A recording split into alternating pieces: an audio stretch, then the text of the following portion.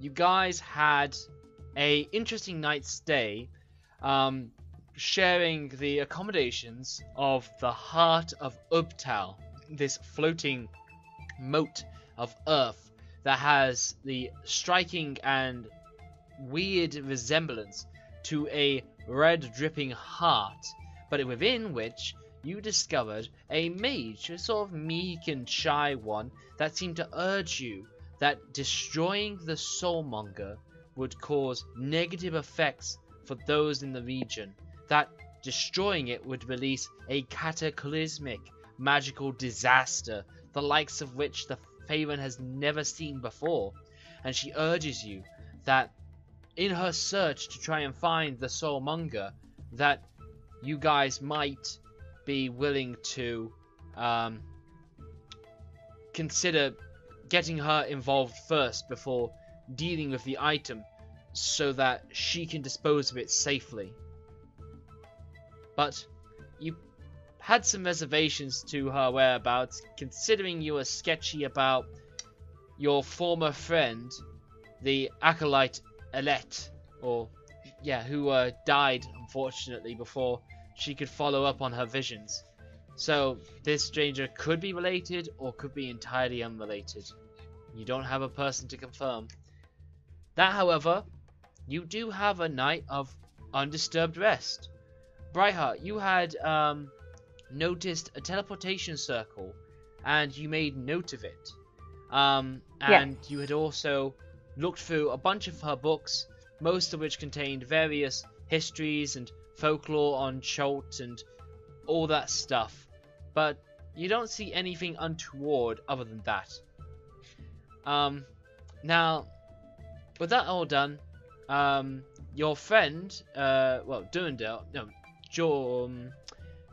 Dauron, he had been convinced with a payment to hand over, or rather just to borrow, the map from the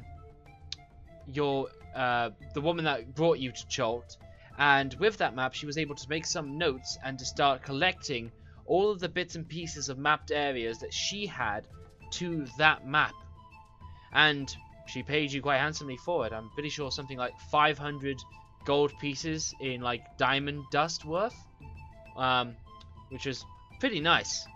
But yeah, morning comes, and unless anybody has any further business with her, she assists you by rolling out a long kind of rope ladder, or you guys can drift your way down thanks to your friend's cloud stairs and what have you, and you guys can make your way out.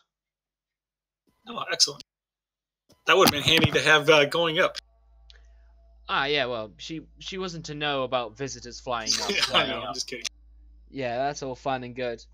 So yeah, still, you all head on down, and yeah, your friend Durandel had turned on you guys, or you turned on him. The situation is all very nasty and confusing, but needless to say, you haven't found anybody new to replace him, and you may feel a little bit hesitant with people you are to encounter, as you know, that whole encounter could show you that anybody could turn on you. You'd also got the cleric and barbarian, your son of Dauron, Brog, and Dralian rather, there we go, to follow with the random tiefling woman called Shizu, to send their way over to Camp Vengeance, where you reckon they could get in good standing with the people you had pissed off, and could maybe do some good in the jungle, while you as a team didn't quite need them. You know, it was just going to be a mess of people at that point. So, with all that recap done, you guys are on the ground floor, just to the outskirts of the Aldani Basin, right beneath the floating heart of Ubtal. So now the question is, where do you go? Mushrib's still in tow with you and urging you to carry on your quest to Hrakhammer. that's where we are heading. Mm. And we remember from when we were on the Mbala that we saw a wreckage down just south of it. So we're gonna head in that direction towards the kind of in that vicinity. Yes, no, that's absolutely possible.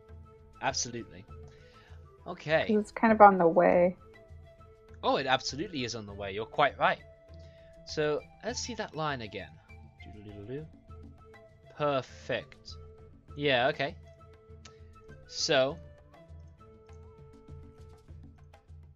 I'm going to clear out a whole bunch of stuff. Yeah, so. When you, so you guys start making your way, and Mushrib warns you that, at a fast pace, you guys could be there in about 8 to 9 days, but at a regular pace, you guys could be at the Wreck of the Goddess by 19 days, given the thick overgrowth of the jungle. So, I would like to ask, what kind of pace do you want to set? I think we wanted a fast pace, yeah. Excellent. Alright, I need nothing more than that. Okay then, so, let's see. Yeah. So, you guys continue on. You begin what is a arduous trek, but Mushrib senses and you tell him that you mean to set a fast pace, and he breaks out some dwarvish constitution to show you how the pace should be set, and he charges ahead. You will brandish some of your weaponry to slice at the many overhanging vines. You have to beat off 1 or 2 Sioux monsters here and there, like upside down monkeys that try to do psionic stuff. Sean, as always, you seem to get a special sense for the Sioux monsters. You can repel them if you want to, and when any of them come within a certain range of you, you seem to take on what you believe is an alpha role male. It's just an instinct that they seem to follow, that your psionic powers tells them immediately that you are the superior here. Does that interest you at all? That is pretty cool. Ah, awesome. But what do you try to play about with this observation, or do you just observe it? I think I would just observe it and see, Okay. kind of use it if I feel that we are in danger of these guys. No, absolutely. So, it's on the first day that you guys begin to set out and you set that strong pace. You're brushing through the thick jungle, and it's worth noting here that the landscape looks particularly decayed. Decayed in the sense that things have decayed here for the jungle to grow over. Miss Druid, you can make me a nature check, please. Okay.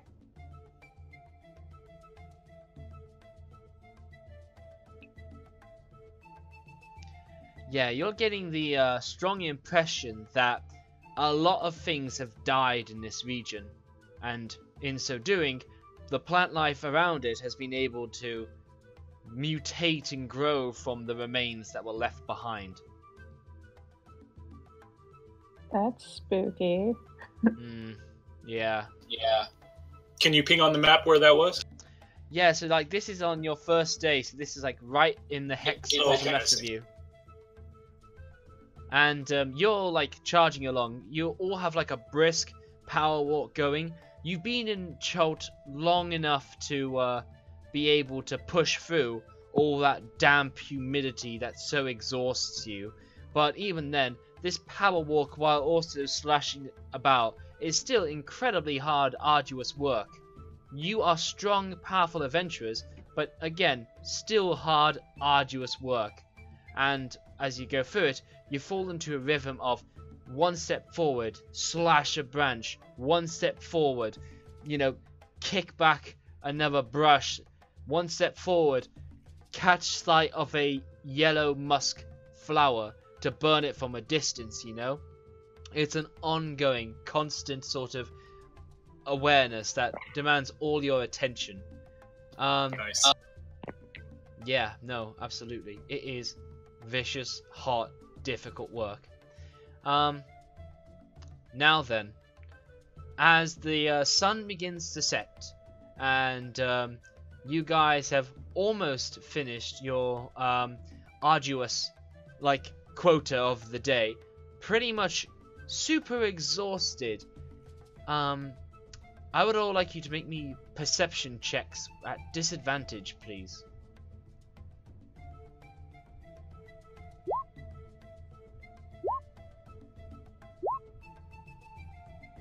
God damn, those are some interesting rolls.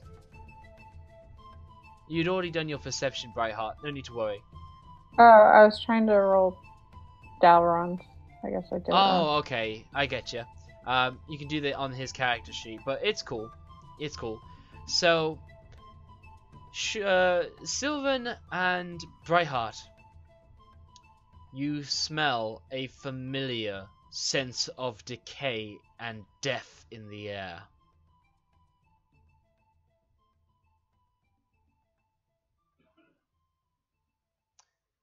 Don't need to be silent. Make some observations. Make some guesses off that. All right, I tell the group to kind of be cautious because there's a strange smell in the air. No, it's not a strange smell. It's a familiar smell. Like zombie smell? Yes. Yes, like a Well, zombie we better smell. get some fire ready. Battle positions, go! Yeah, battle positions, but Zombie, is anybody gonna ask me what it's kind of familiar to? Probably be a good idea, huh? I'm waiting with bated breath to hear you say. I got a terrible perception roll, so I can't ask. what is it related to? Thank you. Yeah, you believe you smelled this similar smell when you last felt the presence of the zombie Tyrannosaurus Rex. Okay. Oh shit. Well, Yo, shit, Sullivan dude. wasn't with us then, but I'm sure he probably ran into one at some point. No. Oh, that's right. You weren't with us at the time. Just in case you had forgotten, there is still a Tyrannosaurus zombie in your handouts. Yeah, we should probably run the opposite direction of that smell and have fire ready just in case. Yeah. Lots of fire. There is one thing of note. If you are smelling him, then that means he can much smell closer. us. Oh yeah. No, that's even better than what I was gonna say. Oh crap! I didn't mean to give you an idea. Oh yeah, you actually did feed me a great idea. You should. Yeah.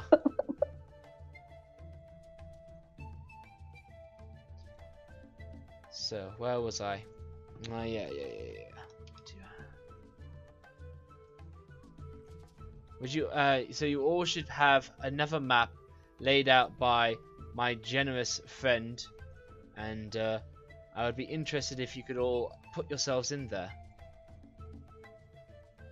Now, set the scene for me. We were all camped for the evening. You are not. You are like. Or is this just while we were traveling? This is while you're traveling, and it was just towards the end of your day where you were feeling like, oh, okay, 5 more minutes and we'll be in a... You were looking for a good place to camp, basically, with the setting sun dancing across the tops of the treetops, while the underbrush was still very dark with the light that couldn't penetrate between the leaves. Gotcha. So with that being said, you all get ready. But rather, only some of you will get ready. And those will be the ones with the higher perception. I'm just setting up down again. Speed. There we go. Every time I gotta set them up. Okay, so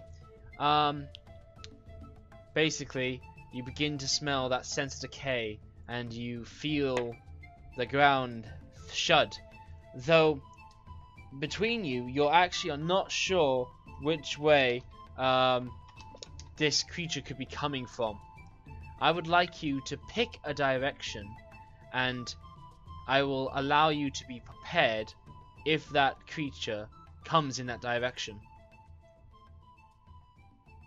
Who's picking? Well, that will be Sylvan, and that will be Brightheart.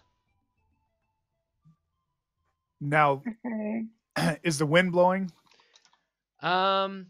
Yes, but it is not going into the thick canopy. So you can see the tops of the tree tops gently rustle, but it's not so much it's not so much in the canopy itself. So does it seem like the smell's coming from a certain direction? Stronger than in one direction than the other? So you may okay, yeah. So okay.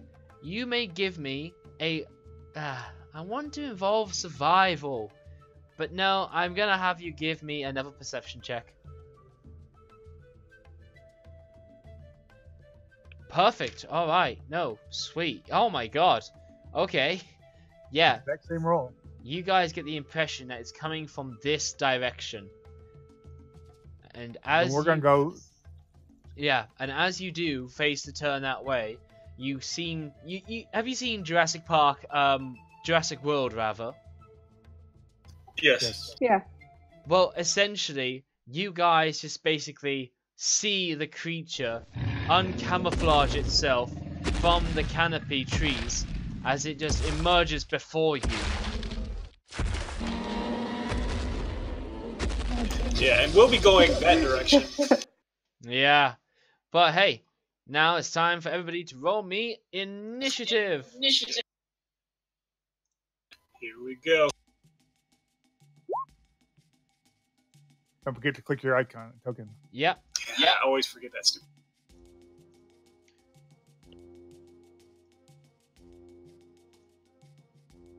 Oh god damn. Okay. So for That everybody second one is supposed to be Dalaran. I don't know. I clicked it from his character sheet, but it's not I got you. showing up. Kate, our roles are becoming the same. Yeah, no, you guys are merging. Oh yeah. So this works out nicely. For everybody who isn't Brightheart and Sylvan, you guys are going to be under the effects of a surprise round. But Brightheart and Sylvan, you're going to be following initiative in its typical order.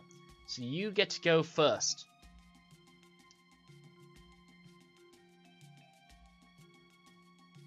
So beginning with Brightheart, you may go first. So I'm gonna wild shape as a bonus action, Lovely. but I need to find something fast. I Like, can't find my book. I got you. What, you want a fast creature or you want a... A fast CR1 creature. Okay, I think your Velociraptor is pretty good for that. Fellow. I can't find the right book. I think it's in Volos. Yeah, I got you. I got you covered. Okay, so Velociraptor is CR1.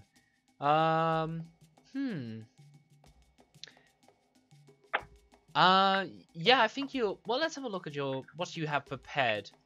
Characters, Briarheart, character sheet, bio. What have you got ready? Sparky the Brave, Green Fairy Dragon. Brown Bear, Dire Wolf, Giant Hyena, Giant Spider, Lion, Tiger, Dionysius, Giant... Well, the Giant Octopus is going to be slow. Yeah. Let's check out Dire Wolf. Okay. Dire Wolf.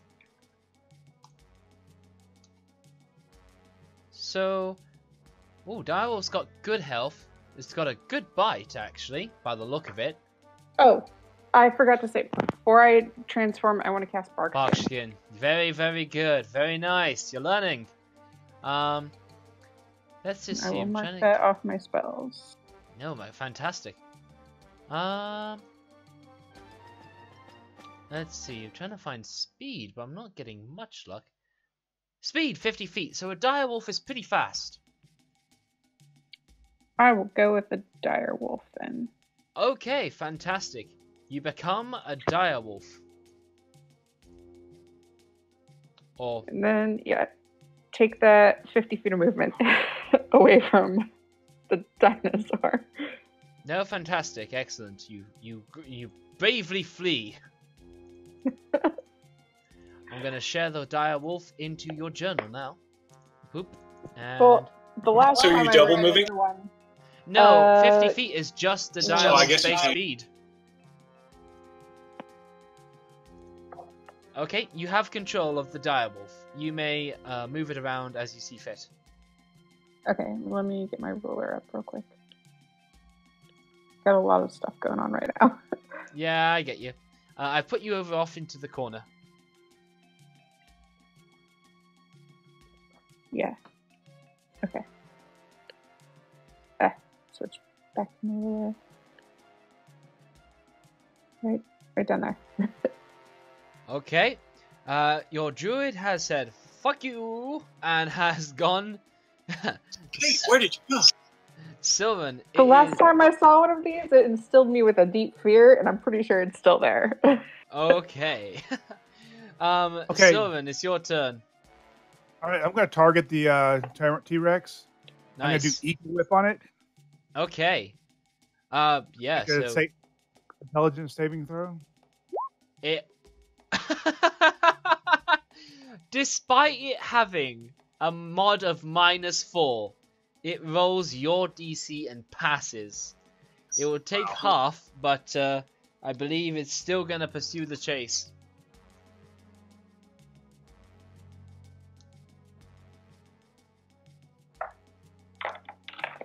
All right. And, sorry, guys.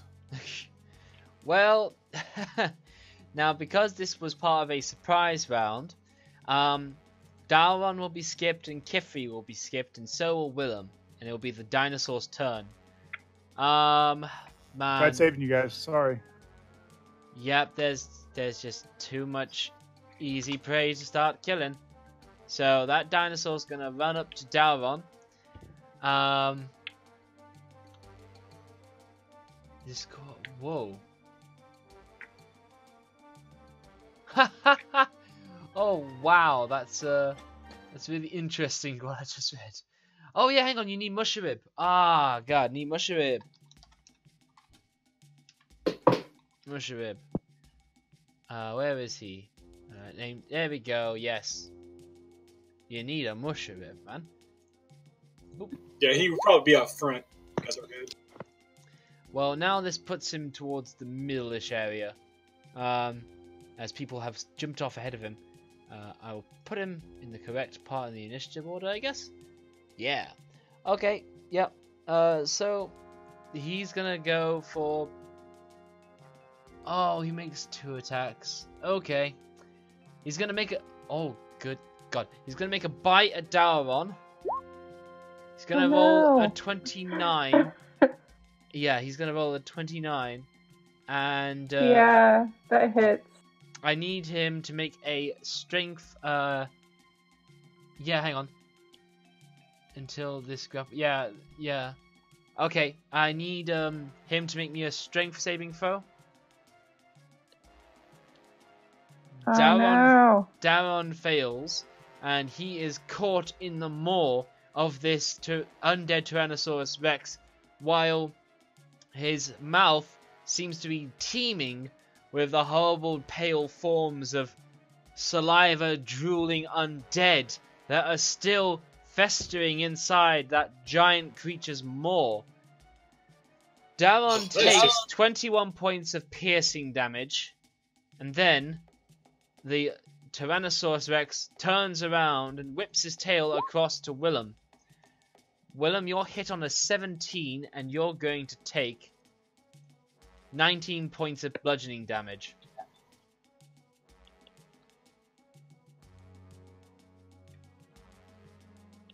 Okay? Got it. Alright. The surprise round is over. Brightheart, it's your turn now. Uh, If you dash out of this scene, I will say that you have fleed the combat encounter. yeah, because I'm faster than it, I think. Yes, you are. Not sure. For an hour, you are. Yeah, Okay. or for longer even. Yeah, you're quite faster. A tad, but you're faster. How are direwolves at stealthing? Is there something I can hide behind? I don't have the direwolf. Yeah, you do. Oh, there it is. I Yeah. do have it. Okay. They got keen hearing and smell, and they got pack tactics, which give Plus them the 4 to advantage. stealth. Yeah, you've They got got some stealth. plus 4 to stealth. I'm gonna take one of my movements and then stealth behind some jungle shrubs. Okay, whereabouts are you looking? I'm gonna keep going the same direction I was heading. Oh, okay. So, off the map, I guess. Yeah, at that point, you're just sort of basically fleed from me, is what I'm saying. Yeah. Okay. All Yeah, right. I don't want to get too far from the group, but I want to be able to see what's. I think you're gonna have to choose between fleeing and keeping in this map to fight. I guess I'll stay where I'm at and then hide. I don't want Okay. to lose the group, Okay. but I mean, yeah. don't want to fight it either. Okay. So where do you put yourself to hide? Are there shrubs where I'm at? Well, you already got this cliff here, but I mean, there is foliage as you can see it on the map. Yeah, I'm gonna go down to this foliage right here. Okay, roll me a stealth, please. Okay. Let me switch it back to Brightheart. Basically, you'll be making the hide action as it appears in the combat stuff. And great, I will keep that in mind. And you basically hide. You Okay. are a dire wolf, but this Tyrannosaurus has you spooked. Okay, Sylvan, it's your turn. All right, looking at my options here. Your friends are gonna die.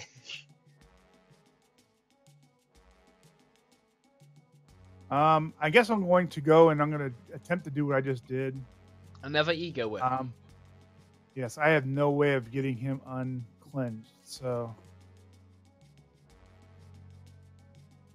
try it again. Okay.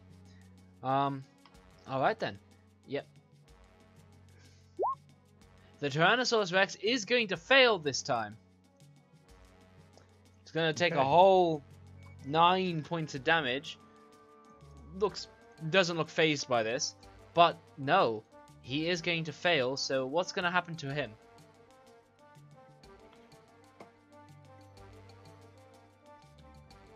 Come on, with Ego Whip, he is going to.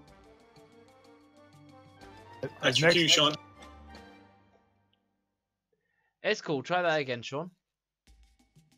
He becomes filled with self-doubt, leaving it able to use its action on the next turn only to dodge, disengage, or hide action. That's helpful. Okay. Okay, sweet. Alright then. Musharib's turn. Musharib recognizes when something is just way beyond, and he is just going to say, "Run!" And he is just going to run. He just takes a dash action and tells you to get the hell out of dodge. Daron's turn. He's going to begin by making a athletics check to see if he escapes the grapple. Let me switch it back to He may rage. In fact, he is going to rage. So yeah, I was thinking that would be the best choice. yep, you'll get half the damage and yeah. Oh, hell yeah. So, Daron busts into a rage. He, hang on. We all know what happens when Daron busts into a rage. Yes. Hang on, where is it? Where is it? Where is it?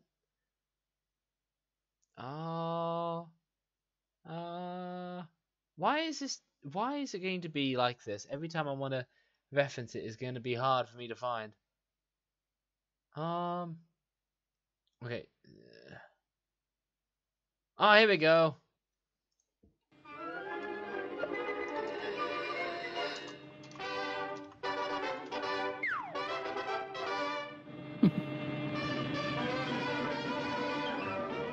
Perfect. Yes, Daron enters a state of sailor rage. No, I didn't say click that again. Oh, okay, he goes into a double state of rage, I guess. Okay, there we go. Alright. Enough of that. He busts out of the maw of the T-Rex, and the T-Rex is mentally whipped by Sylvan as he kind of like cowers away from you all, though he's still snarling from the side of his face as he looks at you. Kifri, it's your turn. This is what a creature that had killed your previous adventuring party. And you know this because when you can stare down his mouth, you can see their now corpseified bodies inside of his maw. Ah, lovely. Can I see them waving at me? Yes, though it's not intentional. No. All right, well, I'm going to run as fast as my little legs will carry me. Yeah. And as I do it, as a bonus action, I'm going to shout, "Flee, you fools!" and give some bardic inspiration to Excellent. Alright then. No, fantastic. Yeah, Willem will be inspired. Yeah. It is his turn now, so Willem. Taking that inspiration, I will unleash a lightning bolt straight into the torso of the beast. Yes! Ah, fantastic. Roll that damage. Whoa! You point blank shoot this T-Rex. The T-Rex crits. So, I'm going to tell you what I'm going to do for you, right? Also, it's 86. Did you higher level cast it or something? No, should be the same. Oh, wait, I'm going to Yeah, lightning bolt's 8d6. I'm going to tell you what I'm going to do. Okay. Let's see if this works. 8.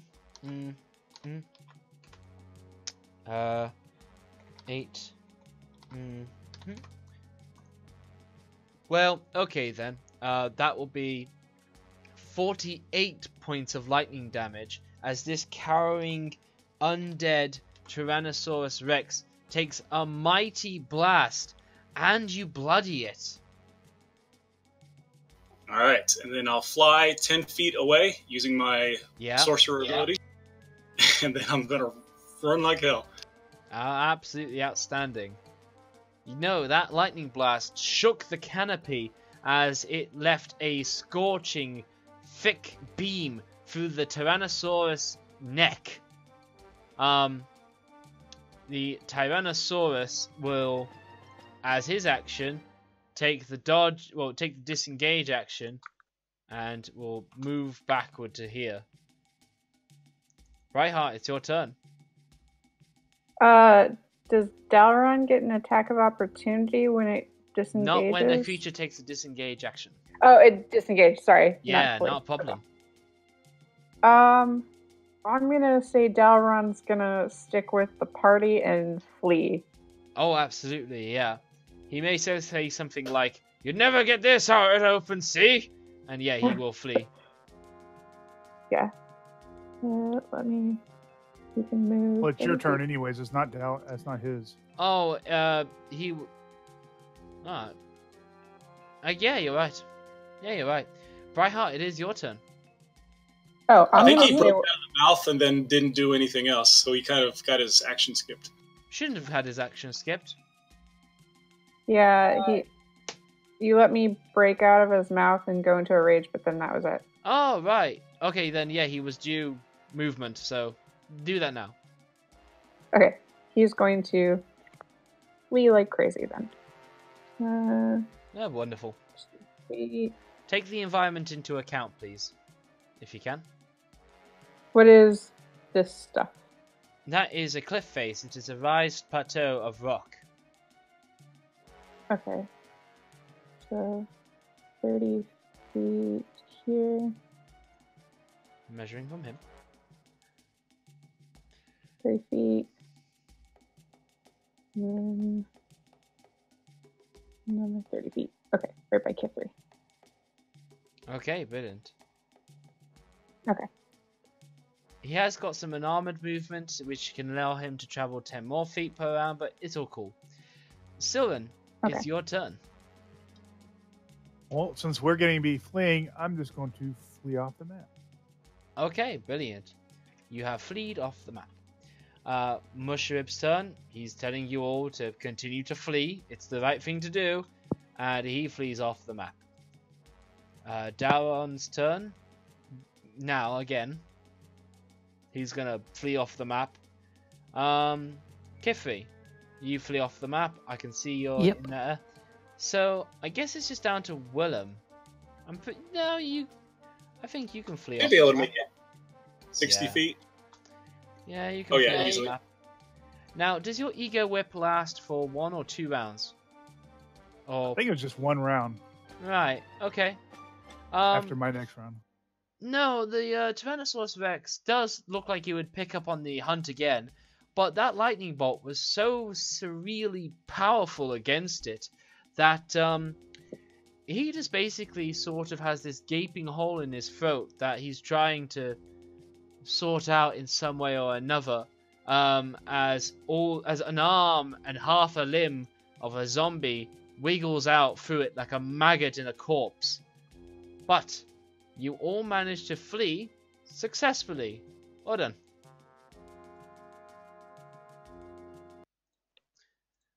With that having been done, you guys continue on into the night until you feel like you're a good far distance away from that Tyrannosaurus, and you find a place to camp and you get a long night's rest. Which I need, because that tail whip hurt. Oh yeah. No, yeah, that was just one tail whip of his. Yeah, I would not have survived another attack. No. No, fair enough. Alright then. So, after that, how do people respond to having seen this Tyrannosaurus Rex first alive once, then dead twice? Still scary, but maybe not as intimidating as the very first time. No. We could have taken him. Speak for yourself. I saw my friends in there. I don't want to end up like that. Yeah, that's good. That's good. Alright then. So, you guys continue on.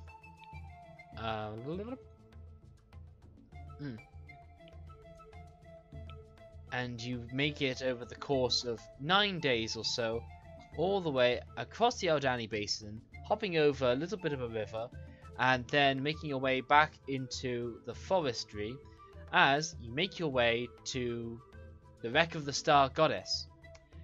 A wooden vessel is caught high in the tree branches, broken into 3 chunks.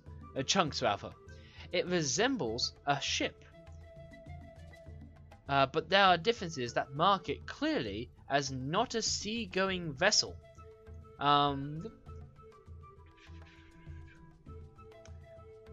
Sea-going vessel. Where was I?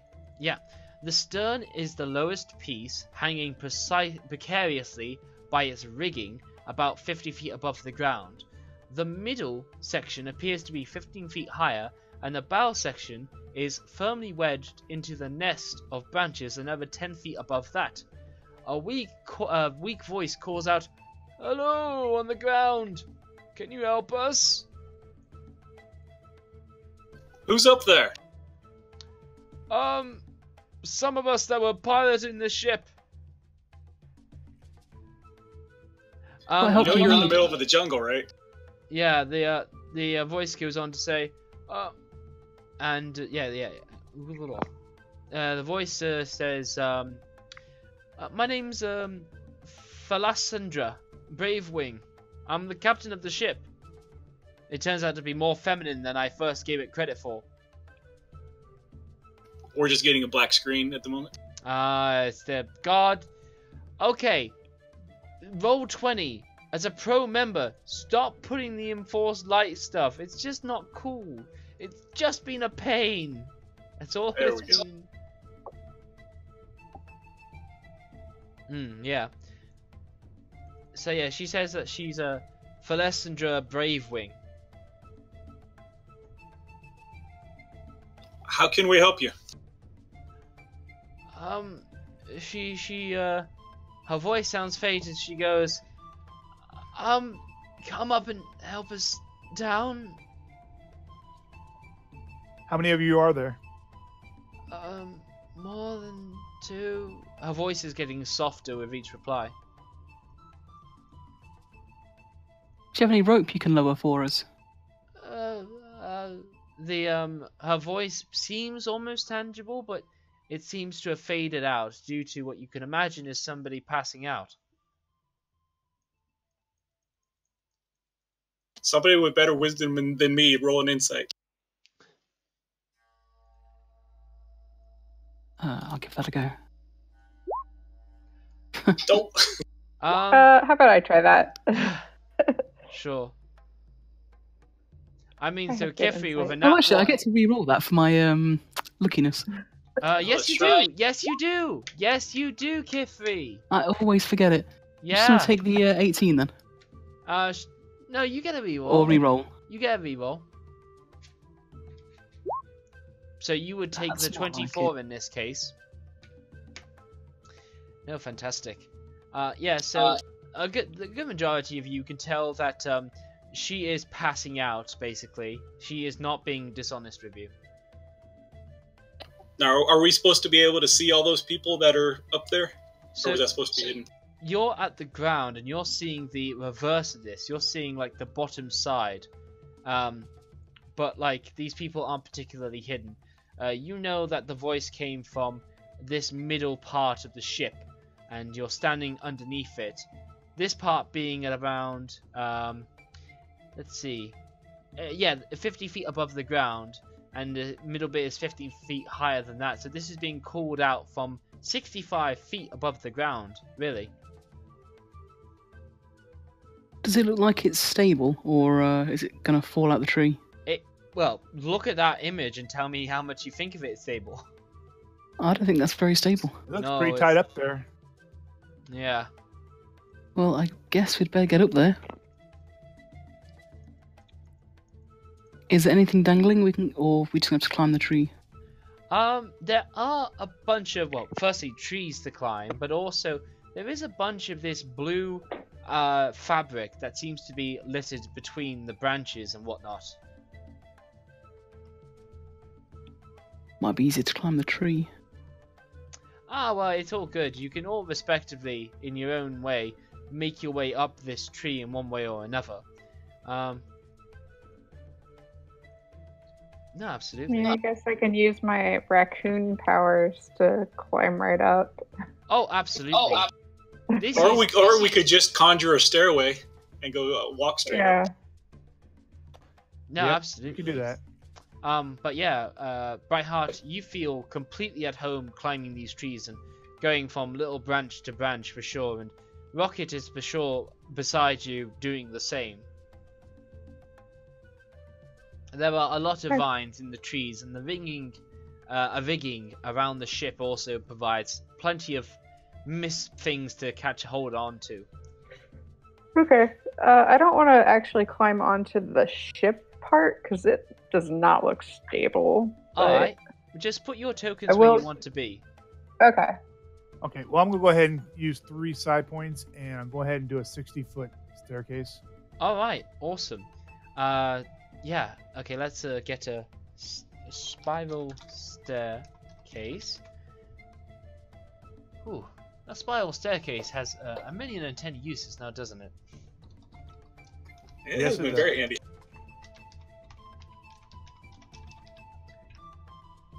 Let's see, need that staircase. I think it's been my most used ability. Yeah, I think so. Not a great image, but this one will do. Is that in GM layer? It is.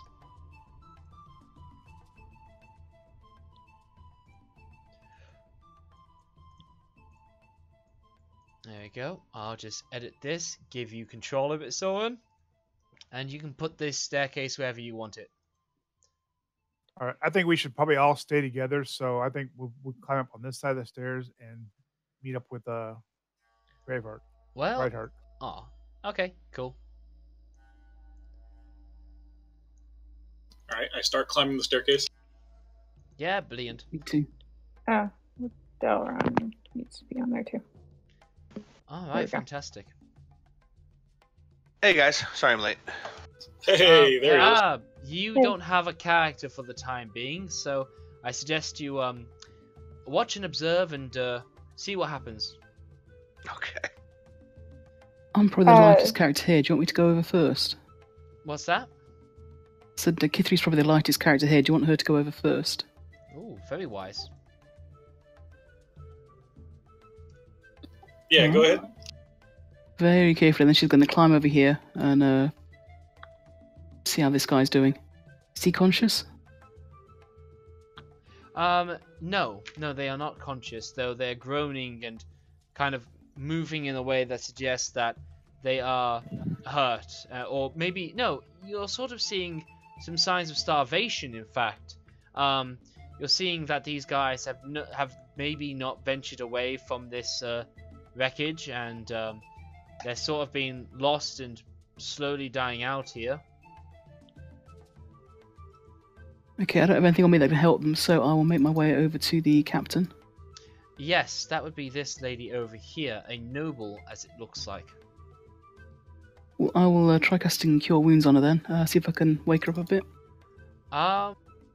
So, due to differences in, like, how people are damaged, this is not so much a situation of needing healing, this is a situation of needing nourishment. Even people that died of natural causes can never be resurrected by true magic and stuff, so magic has its limitations.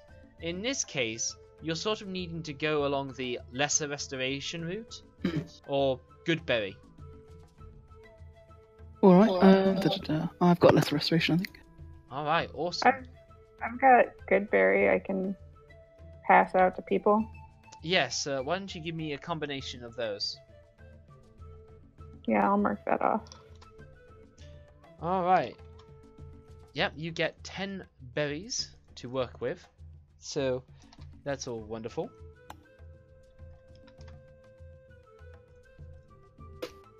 And you, basically, I won't ask you to make a check, because you just climb everything as it was your playground. And you get this fed to everybody. Okay. So, what you can see is that, the ship that they are on has broken apart, and they've been able to catch rainwater in a few buckets, but they've not had food for several days. And what I can tell you is that they all have 4 levels of exhaustion each. For those that you don't know what that means, if you caught them 2 days late, then, or 2 more days of, you know, exhausting like lifestyles, they would be dead. But more technically, they all suffer the following. Their hit point maximum has been halved. They have disadvantage on attack rolls and saving throws. Their speed is halved, and they have disadvantage on ability checks. So while you feed them, if they get a good night's rest, they will be able to get 1 exhaustion point back.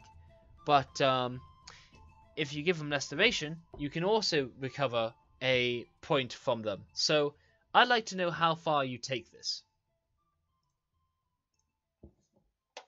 Well, we don't have much time, so probably just. I mean, I would almost like to feel them out a little bit and kind of see what, you know, kind of get an idea of who they are. Hate to heal them all up and then they attack us. So I understand what you're coming from, but you know, how much of a conversation can you really have with bedward, passed out, starving people? We should probably get them down to the ground. This probably isn't the safest place for them to recover. How about we let restoration the leader and talk to her? Yeah, that's fair. So I've just done that to the leader. Okay, so 1 point of restoration. That will. Am I being presumptuous by saying you can cure a point of exhaustion, or will that have to be greater restoration? I'm sure you can cure an exhaustion level. It says 1 condition afflicting it, so I guess that covers exhaustion, does it? I'll just check greater restoration in case that says that covers exhaustion levels. A, B, C, D, E, F, G. Greater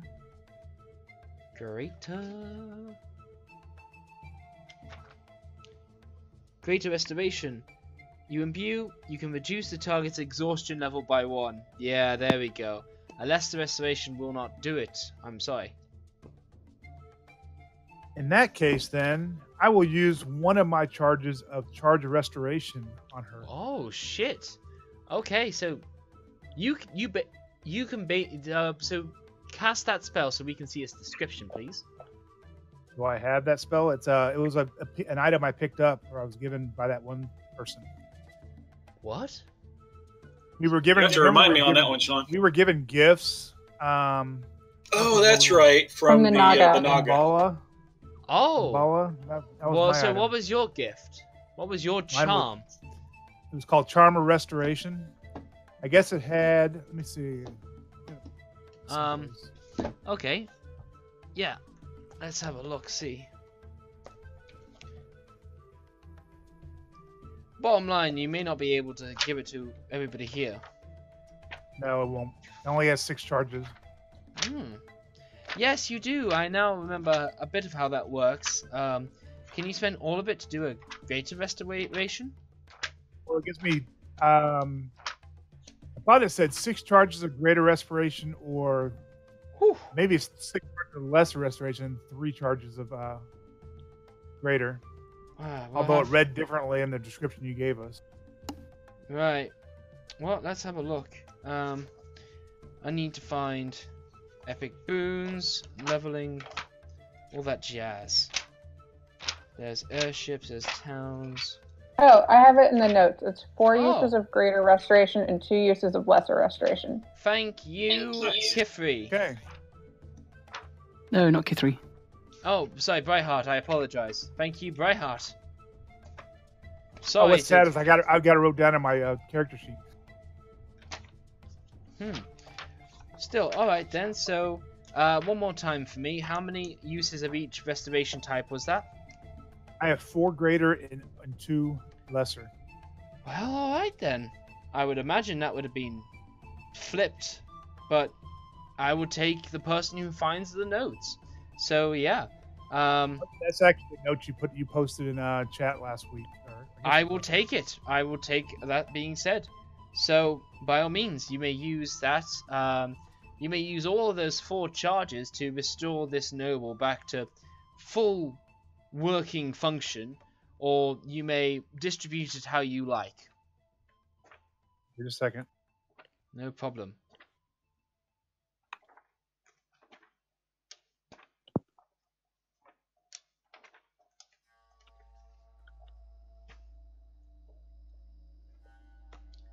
What was the second? She has 4. They all have 4. Okay, so I'm just going to use 1 charge on her at this moment. Okay, yeah.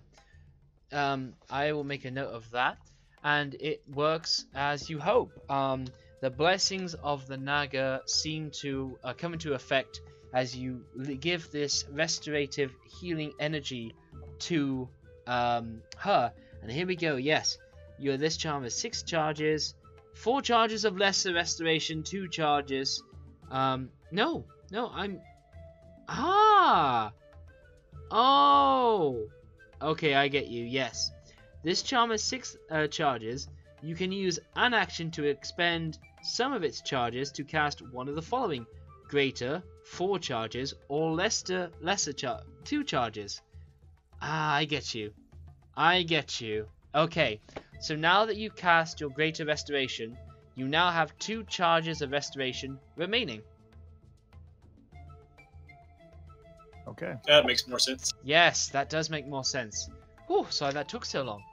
Alright then, so, with that having been done, she will wake up from consciousness, and Kithri, you feed her a good berry that seems to be really well for her, as she explains, "Oh, thank you so much. Oh, that was really rough going for a while. I was afraid we were going to die up here. So I'll ask her, what happened here? We were on an expedition. It doesn't look it, but our ship used to fly. We were going to plot out the forest from above, but then these dinosaur-like creatures flew up at us, and they tore our balloon apart, and we found ourselves flying down in a sudden heap before we knew what was going on.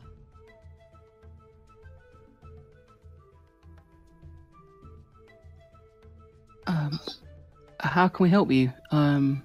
We should probably get you down. It doesn't look very safe up here. No, it's not.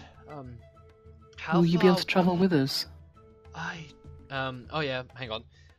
The always forgotten mushroom, the always forgotten mushroom will come in and say, by themselves in this state, this will be a hard haul to get back to Port Nianzaru.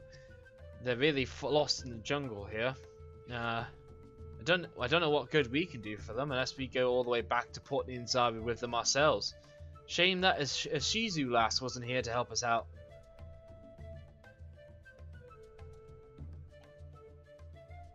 I mean, they could come with us. Are we going near civilization anywhere?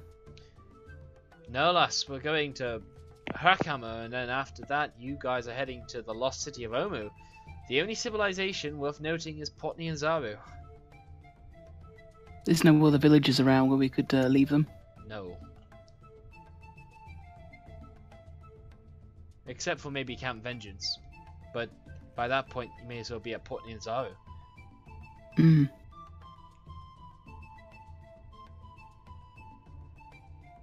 I guess we can leave them a supply of good berries so they can get their strength back and try and make their own way back. Yeah. They will. The captain will basically go, no, I understand that we'll need a map, or we'll need some way to find ourselves out to Port Nianzaru. All right. Where are you from? Over to the guys. They're from the north. They're from they're explorers from the north that have come down to explore Schultz like lots of adventurers might. But yeah, they're from the north.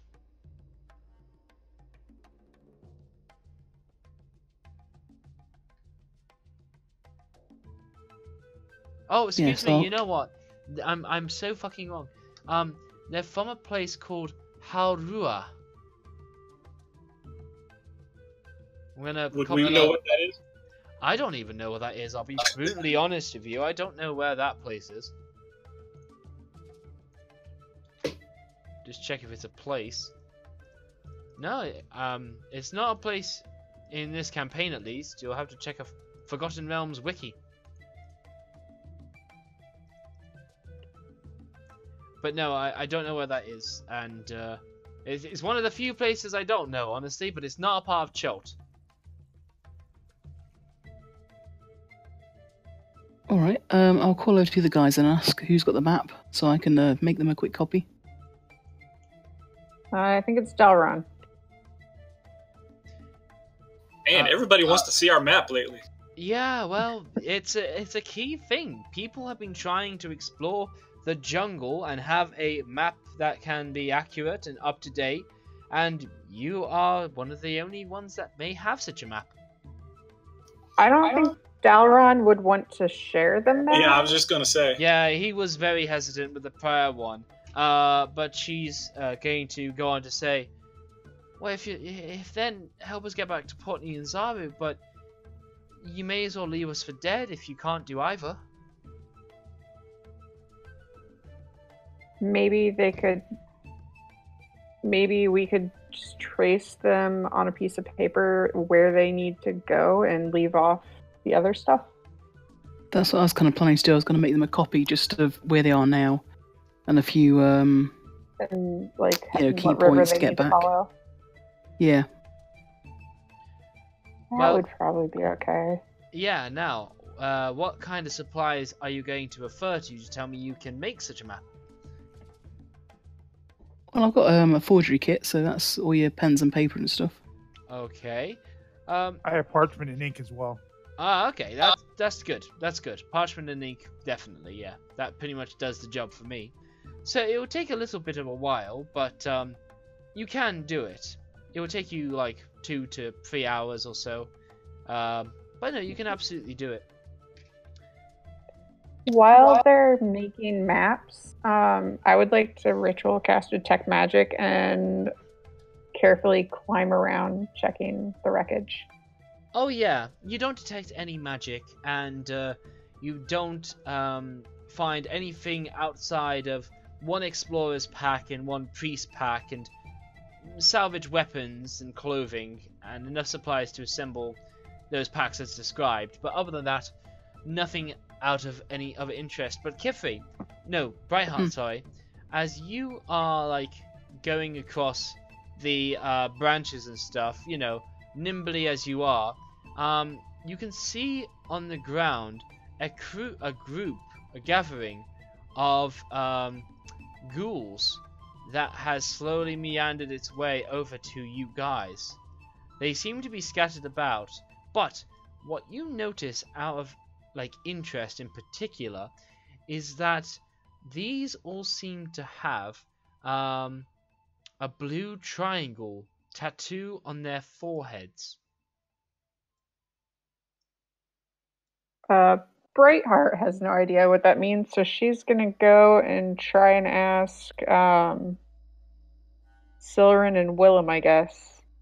I'm going to tell you guys straight up, you don't know and have no idea what this means. Okay. I will warn the group. There are ghouls surrounding us now. Okay, well, maybe not going down to the ground isn't such a good idea after all. Can we snipe them from above, maybe? You more than likely can, however, I'm not done. Kifri, you also sense a savage group of creatures approaching you as well. These creatures resemble a gorilla, but are also undead. They are gorillon zombies. Cool. You should have a handout of them now. Super. Yeah. Where are they?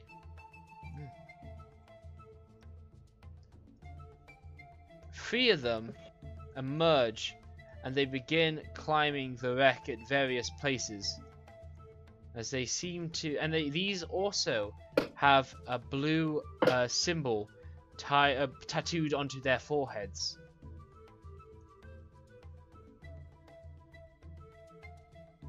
What do you make of this? We've got incoming! Yeah, pretty much. Battle stations again. Now, everybody here can fight, but they shall be at 4 points of exhaustion, except for the captain. So, everybody roll me initiative! Damn.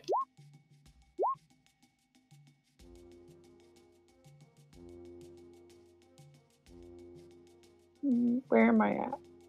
Oh, I'm on that branch. Okay. Such a great roll on your part, and then comes my 4.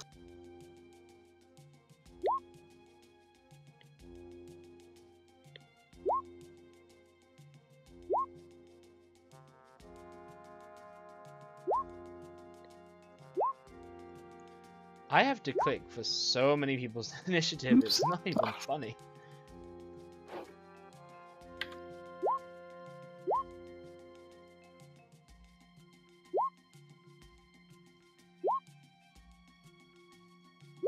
Okay, that should just about do it. Yeah, that should just about do it. Okay, so beginning with that, Kifri, it's your turn. She's going to move over onto the tree for a bit more stable footing. Did you make sure to cast a spell slot for your... No, it was... well, your good berries yeah, I and took your one off for it. lesser restoration stuff. I marked off my good berries. Yeah, that's good. That's good. Okay. So yeah, Kifri, you go to the edge of the ship there. What do you do? I'm sort of standing on the tree branch now, and I'm just going to use my crossbow to shoot this guy over here, the gorilla. Oh, which one? The one on the left. It's just in Okay. range. I think he's in, and I can see. Yes, he is. He's at 50 feet, which is the height of this lower decking. Now he's got some cover, given all of this like banisters here, but that's gonna be a hit.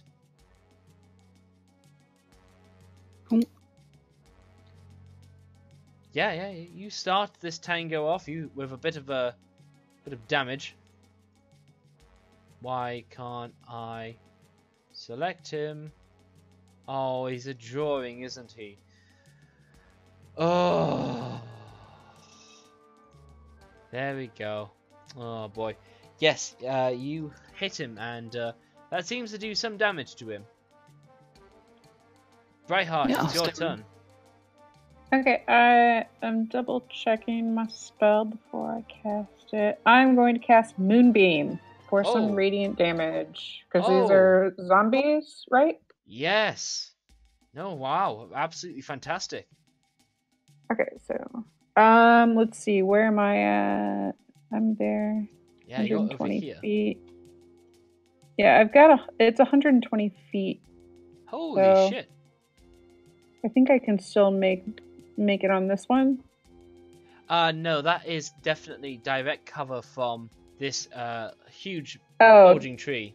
Oh, okay. This is not a chopped down tree. This is the mid section to give you an idea. It's just okay. I get it now. Yeah. Let me get Dalaron's character sheet out of the way. Okay. Oh, I can see this guy. Yeah, you can see that guy for sure. So I will cast Moonbeam on him. Brilliant. At level 2. You're also at a perfect position to dart across the other branch if it took your fancy. No, I think I'm going to stay where I'm at. Okay. Then, yeah, he's going to make a Constitution saving throw. He is going to pass. Does he take half? Let me double check.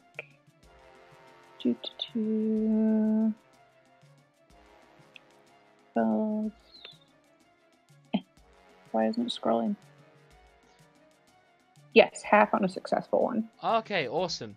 So yeah, you fire a beam of holy moonlight energy at this undead, and he doesn't like it so much, but that doesn't stop him in his advance. Now it is his turn, and that zombie is going to climb up this branch, and he is going to use a bonus action to charge you down across the treetops. And then finally, he's going to dash. You think this movement is bullshit, I promise you it's not. But he gets all the way up to you. Oh no! But it does. And then the branch breaks, Mike can fall to the ground. Yeah, that very well might be a possibility. Yeah, it seems like it weighs a lot more than me. Well, it's lost a lot of its meat, you know, and it is mostly bone, but it is charging its way along that branch. Now, this dude here, I gotta keep the exhaustion points on hand in the descriptions, because I'm pretty sure they can do jack shit. Hit point maximum halved. Disadvantage. Yeah, so what is he? He's just basically a... Jeez. I don't think these guys are anything more than just things to take care of, honestly. Yeah, they're not armed. They're just sleepy people, I think. Yeah, that's really meat shields. More like sacrifices with you guys.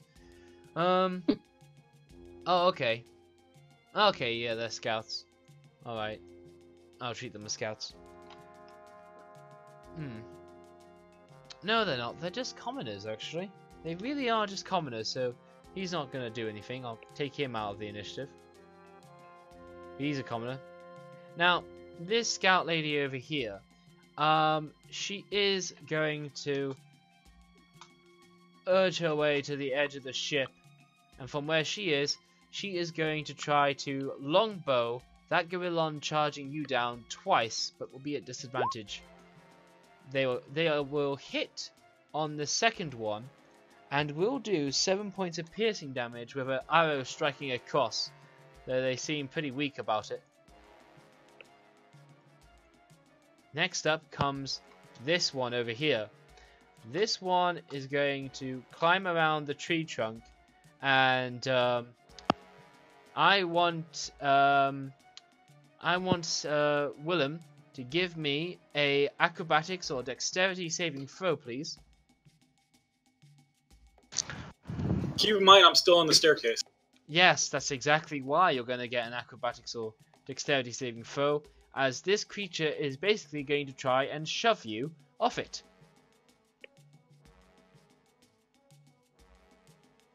Okay, he's the Gorillon zombie is now going to contest that. He's going to go for strength. He fails, however. You've become stronger than a Gorillon zombie, Mr.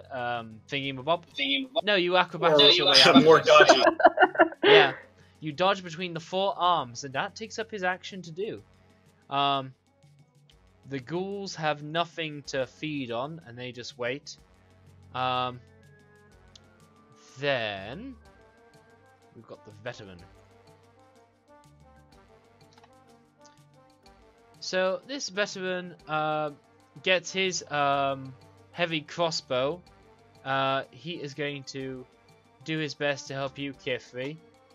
He just begins to basically go along the branch tree, and he's going to heavy crossbow that Gorillon at disadvantage.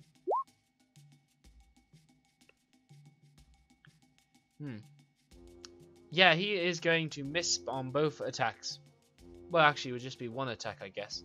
It would be. And he misses that one horrendously. Felissa now is going to have a turn. Their hit point maximum won't be halved, but they're going to have disadvantage on anything else they do. So, this Gorillon is very hard to see. It's mostly just the one that you're dealing with. So, she is going to... speed is still halved, so she's going to go to there. She is a noble. Noble. Boop. Beep. Okay. Oh, is there a handout? No, never mind. Oh, well, she's going to do jack shit. Really. That dude is a commoner, so take him out. Sylvan, it's your turn. Alright. I am going to cast Sonic Blast on this guy right here. That's right by Willem. Got you. Okay, roll your spell. How many side points do you pump into it? I am going to do it at a 4th level spell. Okay, so sweet. 4 side points.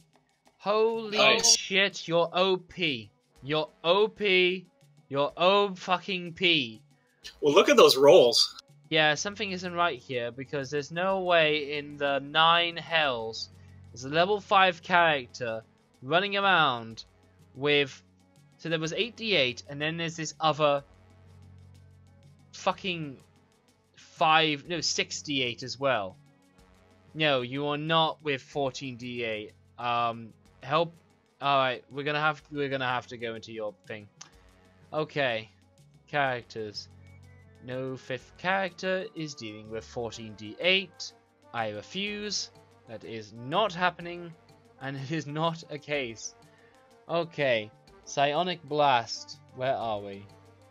There we go. I see you open the descriptions. As an action, you can see the target. The target takes d8 per side point spent. Okay. It's 4th level, so. Yeah, so that should be 48. Okay, I'm just going to be trying this myself. So...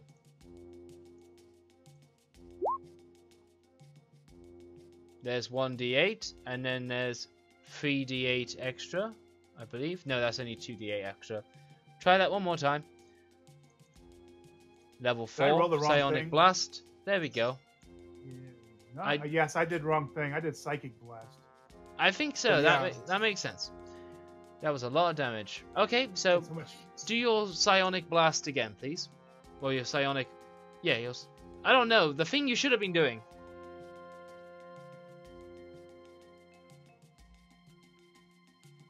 Yeah, I'm going to do it at 4th level. Yeah, okay. There we go. There we go. That looks right.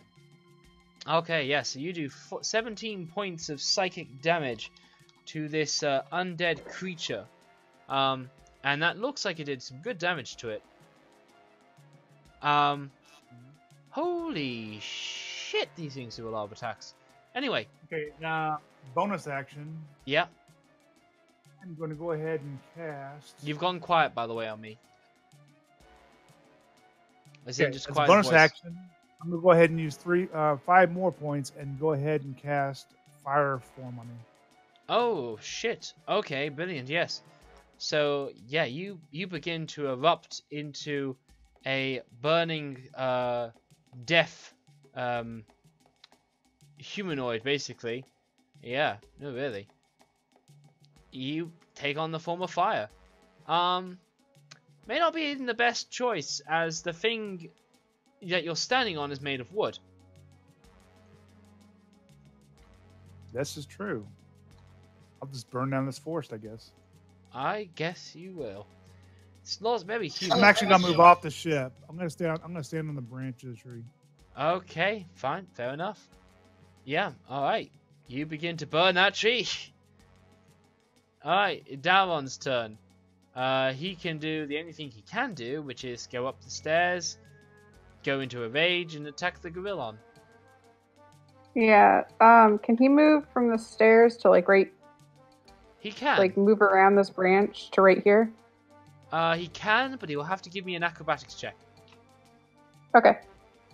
Well, do acrobatics check. He passes. That's pretty good. Yes. Okay, so then he's gonna go into a rage. Boom. Mark that off. Okay. Then he's going to attack with his halberd. That wasn't so good. Does that hit? Nope, that is a miss. Okay. But does he still do his He does. lightning thing? He does. Okay. So click it on his character sheet, and we can work the rest out from there. Lovely. Getting the hang of him. He is going to fail, and will take the full 9 points of sparking lightning damage that shoots out at the gorillon. Cool. Willem, it's your turn. Alright, I do not like where I'm at the moment. No. So And I that gorillon definitely just tried to push you, with consideration in what it was doing, to get you to fall down to the ground and be attacked by the ghouls, perhaps. So I want to be out of here. So I'm going to magic missile him and then use the ability to fly 10 feet away. Okay. So do your magic missile.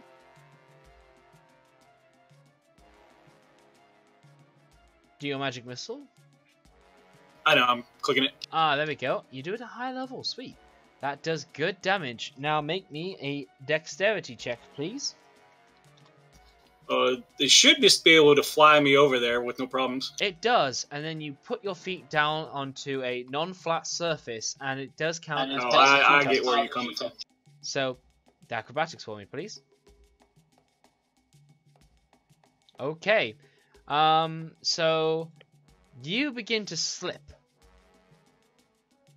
Yeah, you begin to slip.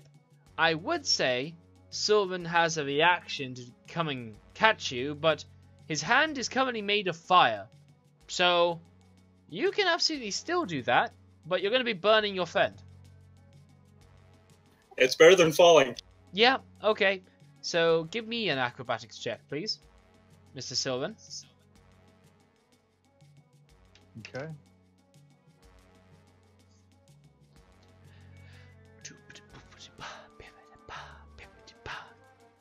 Okay, Oh, yeah, you absolutely bring Sylvan back up onto the branch, and you're fast enough about it that it's like teasing your hand over a candlestick flame.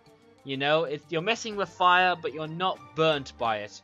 And Sylvan just so happens to be that quick for you. Anyway, good round. You still have your movement. Okay, I was just gonna say. I'll get myself to a slightly sturdier position. Okay. Alright. Now, this Gorillon zombie over here, he is going to... Why is all that being selected? No mind, I just want this. He is going to make his way across the tree trunks. Doop. And...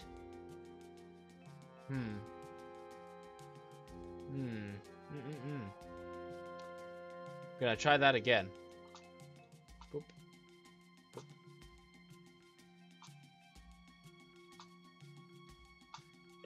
He's gonna move like that across the blue fabrics to get closer to Daron.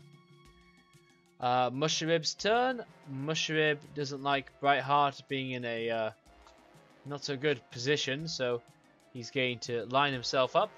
He's going to open up his character sheet.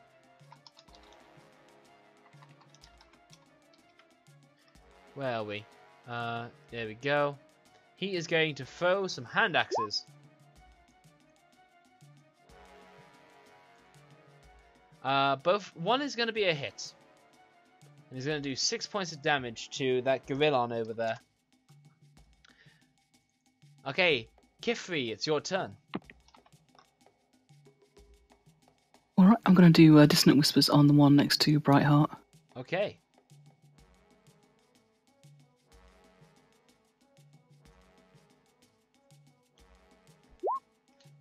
Excellent. Wisdom saving throw. They do not have that wisdom.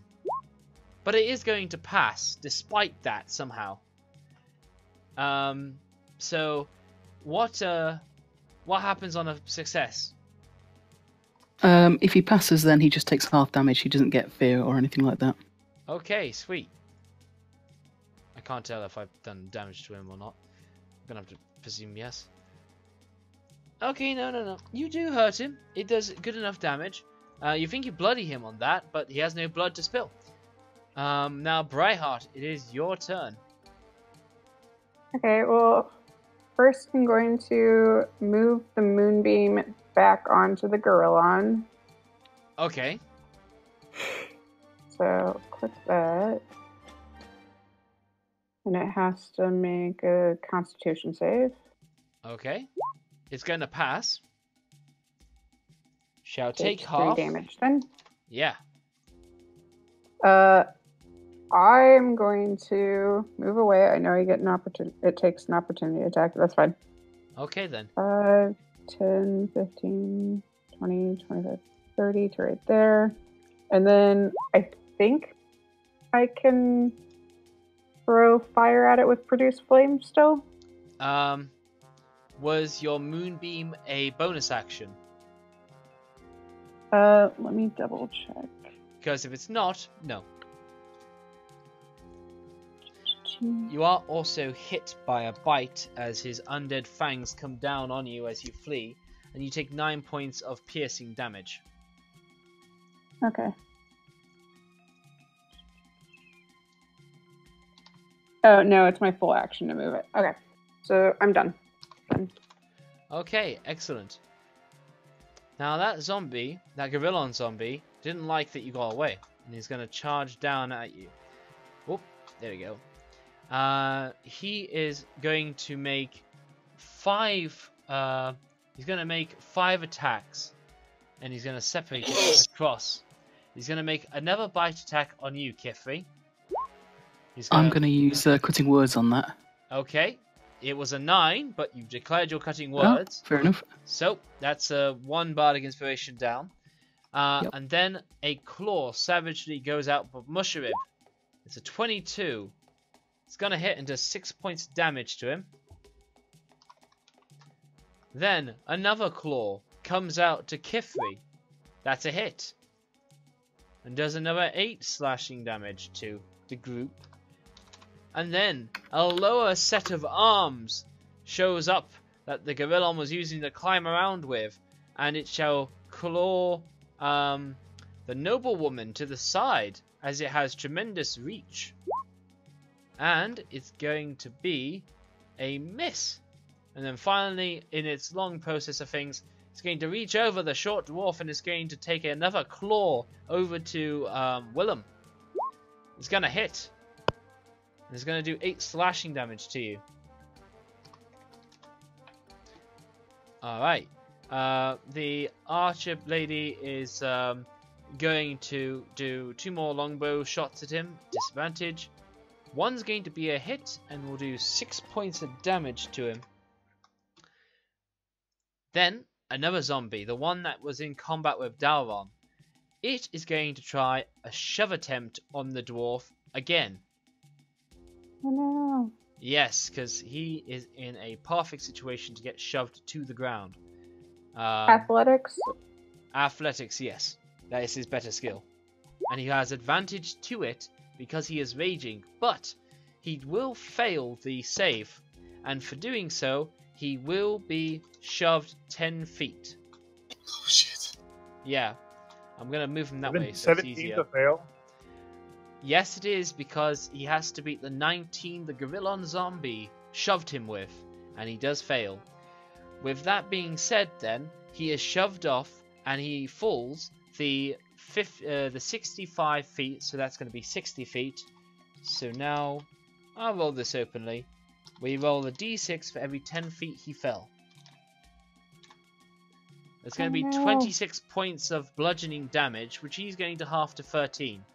But the ghouls are going to be eager to circle around him. I'm not sure if you do, you know, half that damage, but I'm going to say sure, why not? Okay. Yeah, this is a problem.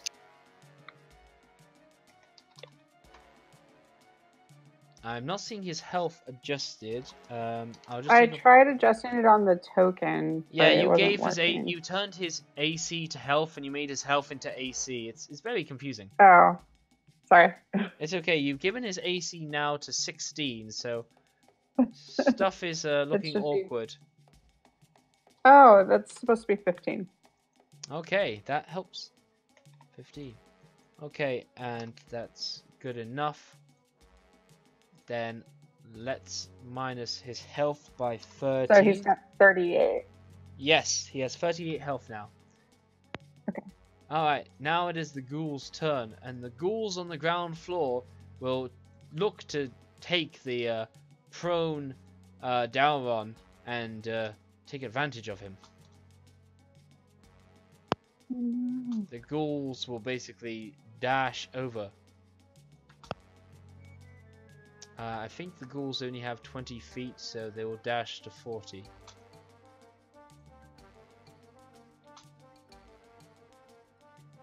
Yeah. They all dash to the nearest thing they could possibly be killing right now. All of them still brandishing that blue triangle across their forehead.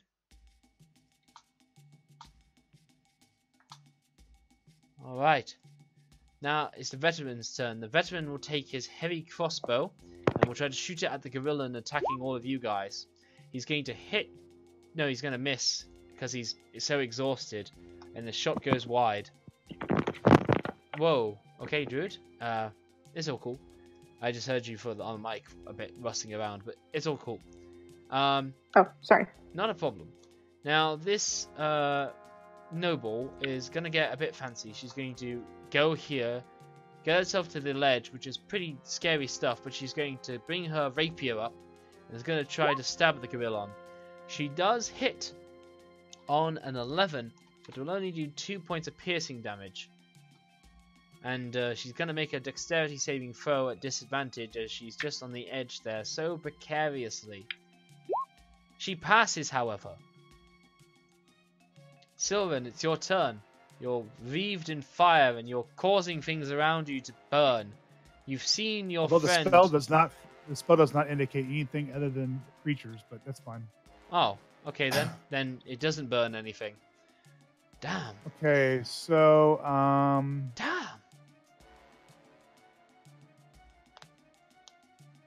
I'm going to go ahead and cast combustion on the one that's closest to me. Oh shit. Okay then. Awesome. Yeah, roll that combustion.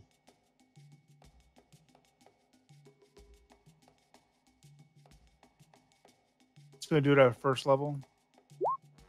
Okay, wonderful. Will that be 1d10 and a d6? The D6 is if he doesn't die at the end of his turn, I guess he gets another D6 damage. Okay, well he is going to nat 1, so you choose a creature, saving throw. So he takes all of that 7 at least. That's going to look like it did good damage to him. And then, make a con save. Yep. The target takes 1d5 pulsar points spent. You did it. It catches on fire. At the end of each of its... hang on. It will take that d6 at the end of each of its turns. So yeah, currently right now, it's currently on fire. And at the end of its turn, it's going to burn. Until the adjacent to it extinguishes the fire. Okay, cool. Yeah, sweet. So, yeah, he is currently on fire and burning. You have your movement if you wish to take it. No, I'm gonna stay right here. Alright, sweet. Now, Daron is prone. He's gonna get up, and he's got 3 zombies to be smashing. Yes. So he's gonna stand up. That's half his movement, right? Yeah. But he wasn't planning on moving anywhere, so it's all working out. Yeah.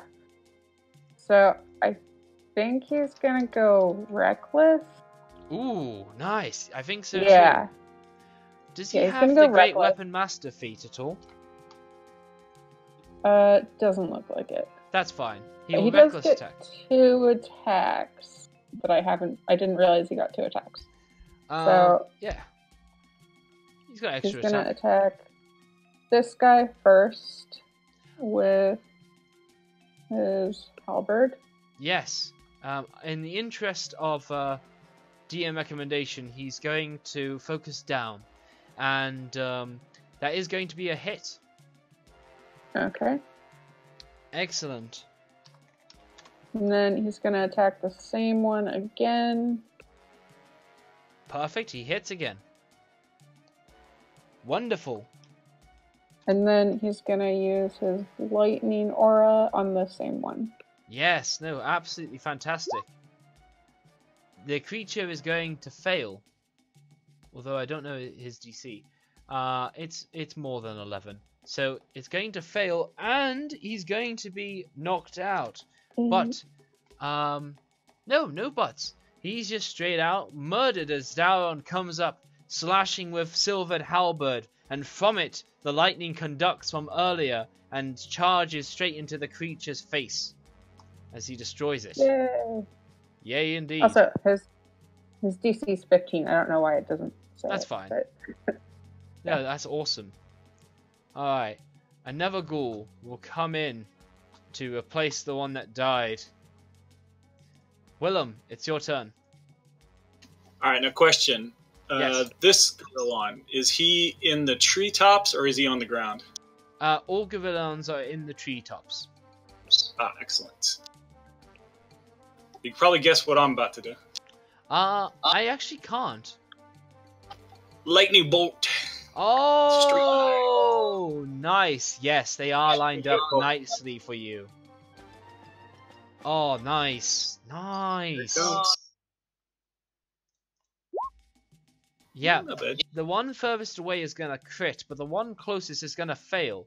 The one closest takes a good, mighty 22 points of damage.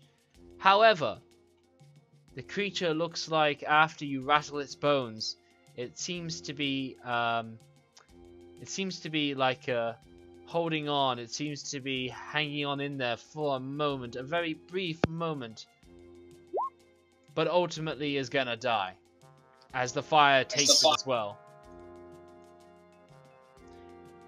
But then the other Gorillon, he's gonna take half of that, and it was mainly the one in front that took the damage, while the other one further away definitely got a softer version of it, but it still shook him in his bones as you send jutting bolts of lightning through to him.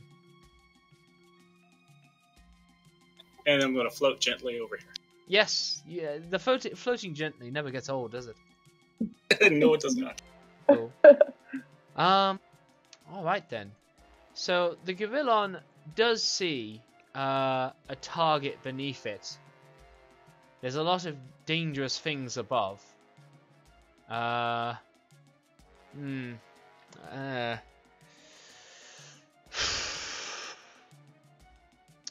Gorillon is going to basically climb down to the ground, going to the ground level, and is going to unleash bloody fury on Dauron. It's going to unleash a bite. It's going to be a hit. It does 9 piercing damage, halved to 5. Then it unleashes 4 claw attacks, all on Dauron. Oh no. Yep. He will take 2 more claws to the face, and the sum will become 11. Well, sorry, first it's 5 halved to 3, and then it's 6 halved to 3. So he's going to take 6 points of damage. As the Gorillon slashes out and screeches in horrifying anger of a gorilla and roars at him as it unleashes claw upon claw upon claw. Mushrib's turn, and Mushrib knows the situation that's going on with his buddy.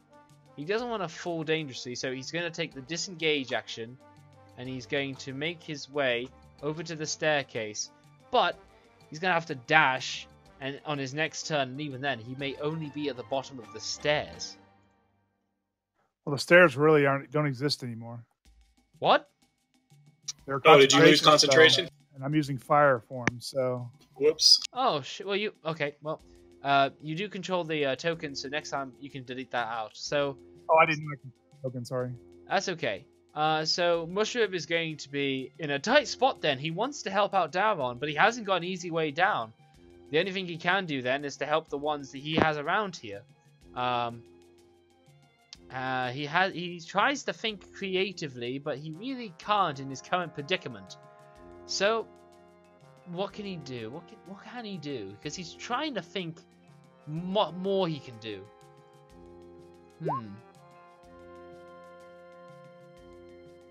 Okay, there is something he can do. He's going to cast the jump spell on him.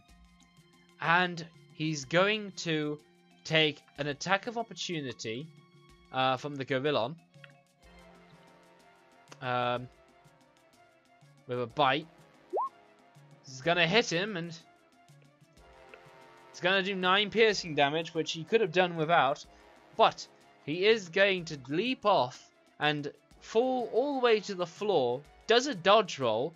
But he is going to not take damage from it in this case. Because he's... I don't know. He wants... 60 foot. Rule of cool. Rule of cool, thank you, yes. The rule of cool.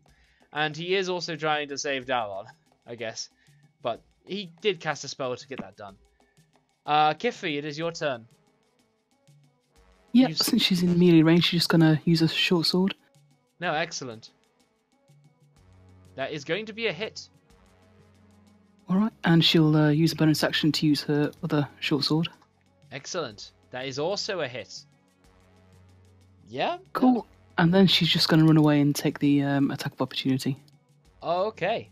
You run to there. Okay, the Gorillon has already done an attack of opportunity on Mushrib.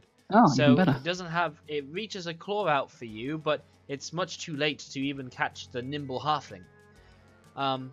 Brightheart, it's you and the noble lady standing on the rail now, up against this Gorillon. Yep, so gonna move the moonbeam onto the Gorillon. Okay. Do that. He has to make his constitution save. He's gonna fail, and he is going to take 10 radiant damage. Yay! This is the most happiest and vocal I've heard you in these sessions. It's lovely. I'm just really worried about George's character. No, awesome. Yeah, George's character is in a bit of a shit. Technical term. But that was your regular action. Is there anything you do with a bonus action? I was gonna cast Healing Word, but I realized he's not only 60 feet away, he's 60 feet down, so I can't do that. No. I am gonna get the hell away from this. No. He's looking on his last legs. Yeah, I'm gonna try and move closer, so that way... You know what? Yeah, if you get a bit closer... Yeah, if you move a bit closer, you can absolutely Healing Word Dauron, I think. 5, 10, 15, 20, 25. I can move right next to Silerin for right now, I think. Yeah, no, absolutely. So, Who basically... hopefully doesn't burn me alive. No, yeah, I think you can do a bonus Healing Word over to Dauron.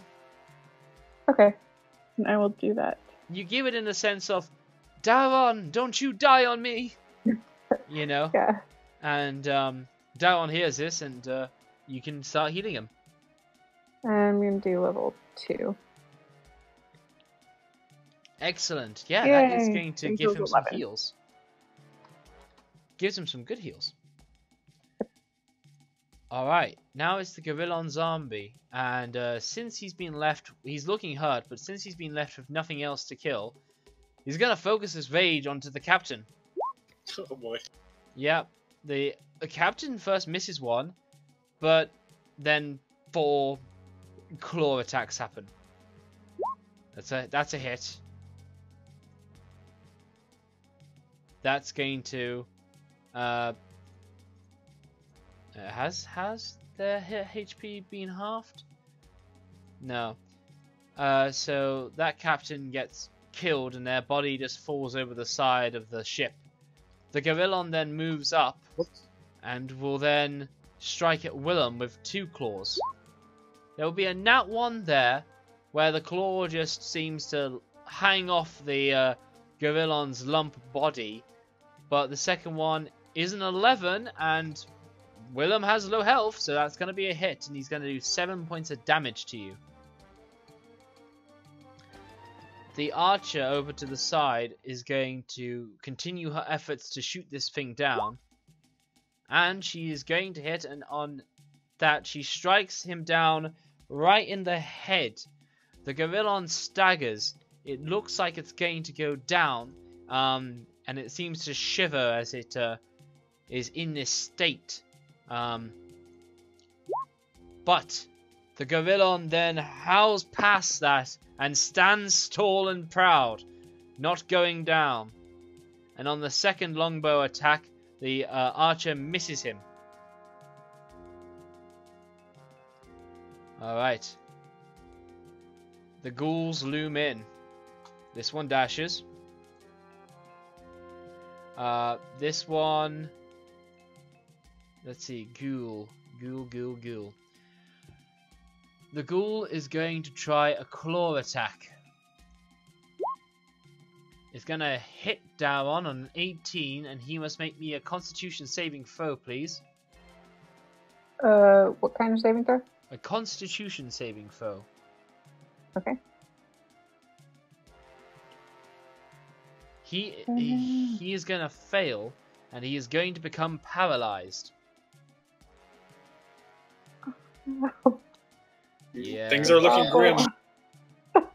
So, to list paralyzed, a paralyzed creature is incapacitated. See the condition, and can't move or speak. It automatically fails strength and dexterity saving throws. Attack rolls against the creature have advantage. Any attack that hits the creature is a critical hit if the attacker is within 5 feet of the creature. So, another ghoul moves up. It's going to... Oh, also... Yeah, also Dauron takes 7 points halved to 4. Then another ghoul hits. It's going to be considered a crit. So... Dauron takes 13 halved to 7. More points of damage. 13. It took 13 halved to 7. Okay. Then another ghoul is going to dash into there. Another ghoul is going to bite Dauron. It's going to be considered a crit, so it's going to roll another 2d6. Whoops. Oh boy. He takes 11 points of damage as he takes a total of 22. But yeah, another 11 points of damage done to him. So Dauron is like getting messed up by everything. The dude with the longbow, the crossbow, is gonna look at the scene with Dauron getting absolutely swarmed. And he's gonna try a heavy crossbow bolt on this one. At disadvantage, that's going to be a miss, I think. No, that is a miss. Sylvan, it's your turn. Okay, I'm going to use detonation. Oh, fuck. It's a 20-foot radius. I think I can get this guy. I'd like to set it up where I get the 3 off that the gorilla and the 2 up top part without hitting Dauron. Okay, so the whole not hitting Dauron part is really difficult given that your position, seeing the scene, but also on top of that, how thick into the tree it is. I mean, maybe I don't have to be that anal. You can always just use less of the area. But like, if you cast it like this, that's how much of the tree you'd be like going into. I was thinking more on the lines over here. So maybe the gorilla and the one above it. So you mean like this? Yes. You want that? Yes, I think that'd be probably the best. Okay, sweet. Oh shit. Hang on. Never mind. It was a 20-foot area cubed, right? Yeah, 20 square foot. Yeah. Now, awesome. So, okay, yep. Gorillon and Ghoul will make dexterity saving throws. Constitution saving throws. Actually, worked this time. Okay. The Gorillon is going to nat fail, and the Ghoul is going to pass. So the Gorillon takes a full 28 points of fire damage as you burn any resemblance of flesh off from its being, leaving it just in its skeletal form. And the Ghoul will take 14 points, a mighty sum, as you also reduce it and you get the sickly smell of burning, rotting corpse.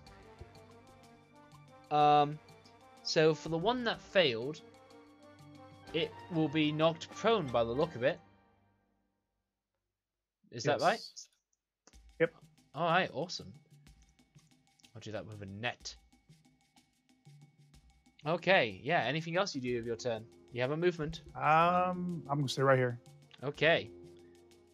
Dauron's turn. There is a prone gorilla. Oh, he is incapacitated, so that's rough on him. That really is rough. Now, checking the information. At the end of its turn. So basically, Dauron does nothing, and he gives me another Constitution saving throw, please. Okay. Alright, Dauron succeeds and is now immune to ghoul paralysis. I think. Yeah, I'm gonna say yeah. He's immune to the ghoul paralysis now, but that is his turn. A ghoul is going to go and bite him. And it's going to miss. Willem, it's your turn. Alright. I'll move over to get a little better view, and then I'm going to shoot a magic missile. One pointed at that guy, and then the rest pointed at him. Which guys? The gorilla right next to me.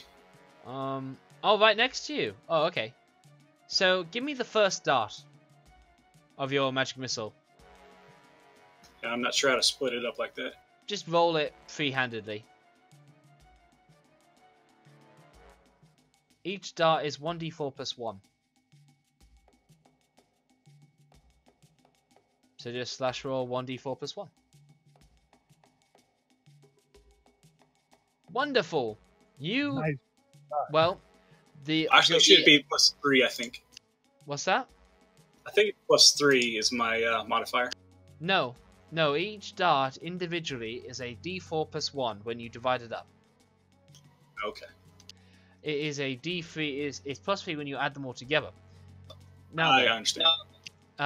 the gorillon looks like it falls down into a heap.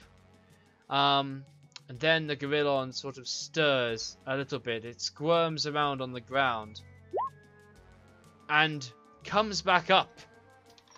Not again. You have 2 more darts to play with.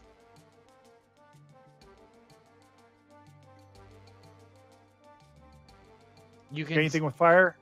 No, I mean you've cast a spell. You still have Okay. 2 more darts to throw around, Willem.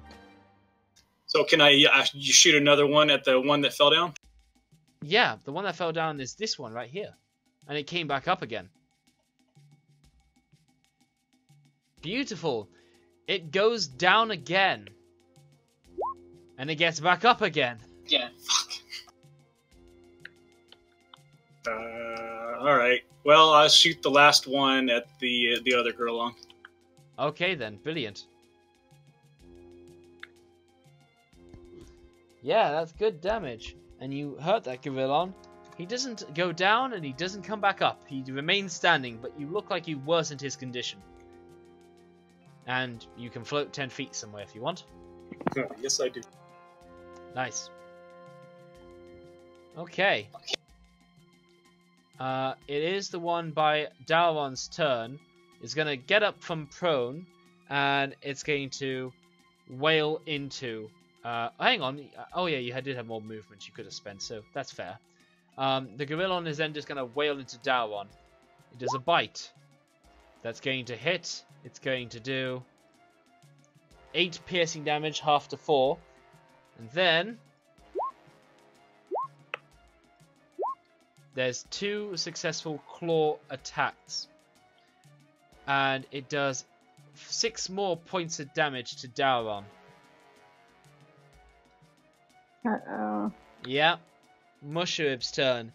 Musharib is going to, from the ground, he's going to make his dwarfy way there. Yeah, that's within range. So, he is going to use a ranged hand axe at that ghoul, and he is going to hit.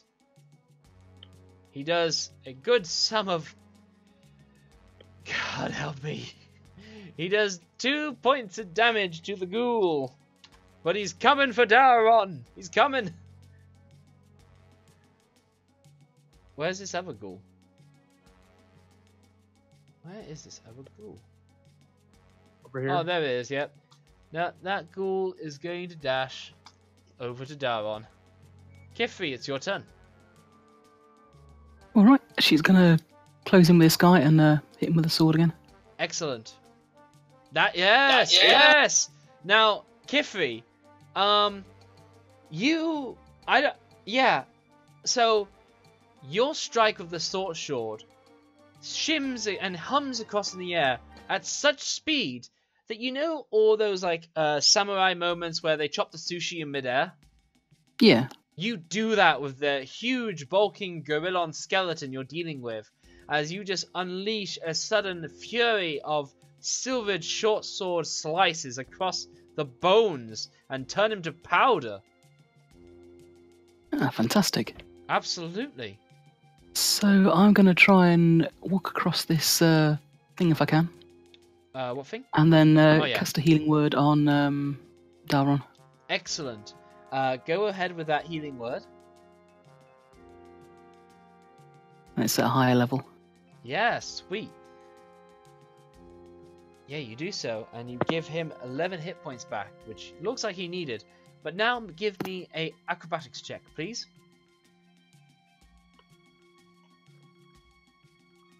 Excellent, not a problem. Whew. Brightheart, it's your turn. Okay. I'm going to use my raccoon abilities to start climbing down the tree. Yes, you're not Squirrel Girl, you are Raccoon Girl. I think if I double move, I can make it all the way to the bottom. You can. So I will do that. Excellent. Yep, you're on the ground. Okay. You have a bonus action if you have anything you can do with it. I can use Healing Word. Well, Daron certainly needs all the help he can get. Yes. I will do that then. Excellent. You call out to Daron yet again. Where did it go? Oh, there it is. You're begging him not to die, so he doesn't blame you for what got happens. Yeah. So he's No. up to 24. Excellent. Okay. Yes. Fantastic stuff. The archer lady is going to make her way a bit closer up, and she is going to shoot at a ghoul at disadvantage. She is going to hit, and she's going to kill that ghoul. She's then going to carry on to the next nearest ghoul. She's going to hit. She's an amazing archer by the look of things. And then next up comes the ghouls. They are... yeah. Okay. Well, they're all going to throw some bites over at Daron. 1, 2... 1, 2, 3, 4. Yeah, 4. 2, 3, 4. Okay, there was a crit in there. There was there were 3 misses and then a crit. And the crit does 14 points of piercing damage, half to 7 for Daron. Okay. Then the dude with the heavy crossbow, he's going to try and level a shot, and he's going to aim it at one of the ghoul that has got a arrow sticking out of it from his nearby archer buddy. May as well get rid of the noble. The captain is dead now. Where are we? There we are. Yep. He's going to miss. Sylvan, it's your turn. Okay. Let's see here. I'm still on fire, Yep. and so I'm going to do. Let's see what. Let me check my spells.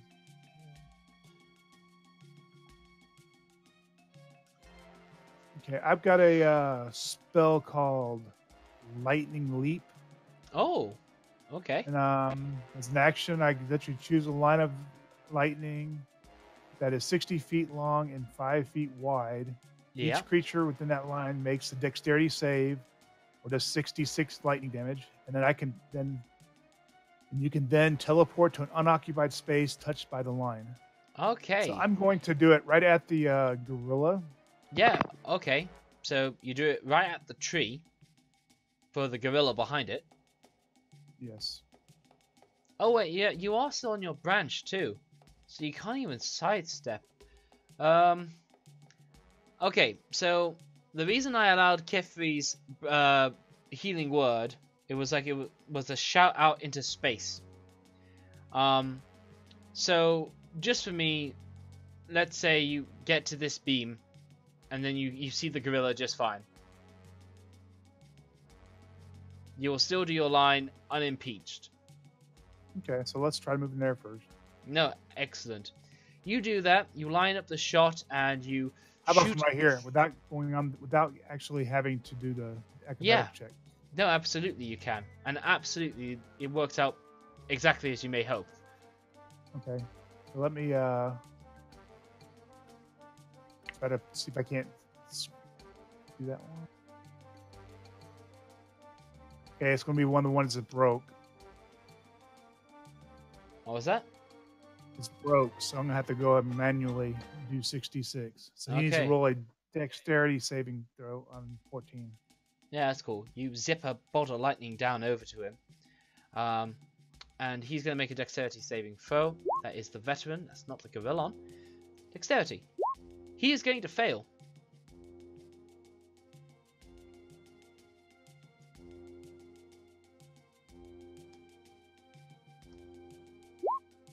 Excellent. Yeah, that does full damage. You, well, the Gorillon is gonna look like he's gonna go down. And I'm going to the actually... Gorillon stays down and dies. And I'm going to basically teleport to the part where he was at. Yeah, no, you charge through the lightning you create, and you burst out as you look like you just sprinted there on the other side. Absolutely. And that'll end my turn. Yeah. I guess you still have your movement if you had any other remaining. I'm going to actually move and put myself right here. So Okay. I got two guys adjacent to me. Okay. Whew. Darwin's turn. He is going to attack this guy. Brilliant. He is And somewhat Luke, hurt. please let me know when those two that are adjacent to me end their turn. Oh, okay. Big You're damage. gonna really surprise me if you have legendary reactions and stuff to do. No, but if they're within 5 feet of me, they take 3d6 damage. By the end of their turn. Yes, at the end of their turn. Okay. Oh, sweet. actually, you know what? Instead of attacking, I'm going to take the dodge action so I can use a die to heal myself. The dodge action does not use a die to heal himself. The dodge. Does he have? It's this. Oh, yeah. This stuff, the Unearthed Arcana. Yeah. You have the blood of dwarf heroes flowing through your veins. Yep. Yeah, whenever you take the dodge action, you spend 1 hit die to heal yourself.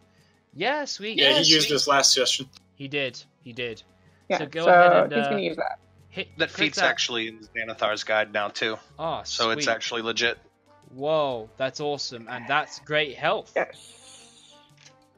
That is a great to 29. great feat that I think every dwarf gonna need to be the dwarf you need to be.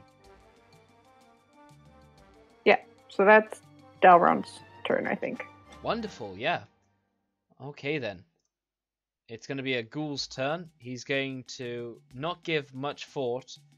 Wasn't there a third Gorillon, or are they all dead now? They're all I dead. think they're all dead. They're all dead. Interesting. I know how 2 died off, but I was wondering about the third. Oh. Lightning bolted one of them. Yeah. No, it's all cool. The ghoul is just going to try a bite. It's going to miss. It's going to end its turn by your fire. So how much will it take? 3d8. 3d8. Oh, hold on. Let me check that again. Oh boy. That doesn't even sound right to me. 3d6. Oh, that makes it all. Okay, does he make a save or? No. Wow. Okay. Do your damage. I allowed it. Yeah, he's gonna take 9 hit points of damage. Alright, yeah, and you like cast your hand out and burn this ghoul. Willem, it's your turn. Alright, time to snipe some ghouls. Can I see them from where I'm at, or do I have to No, move a you little cannot. Can you see the one that's on the over here on the side though by itself? Yes, you can. bit? I can hit a few more than that, though. Well, I guess we'll find out what happens. Alright, I'm going to magic missile of that one. Sweet. At second level. Okay.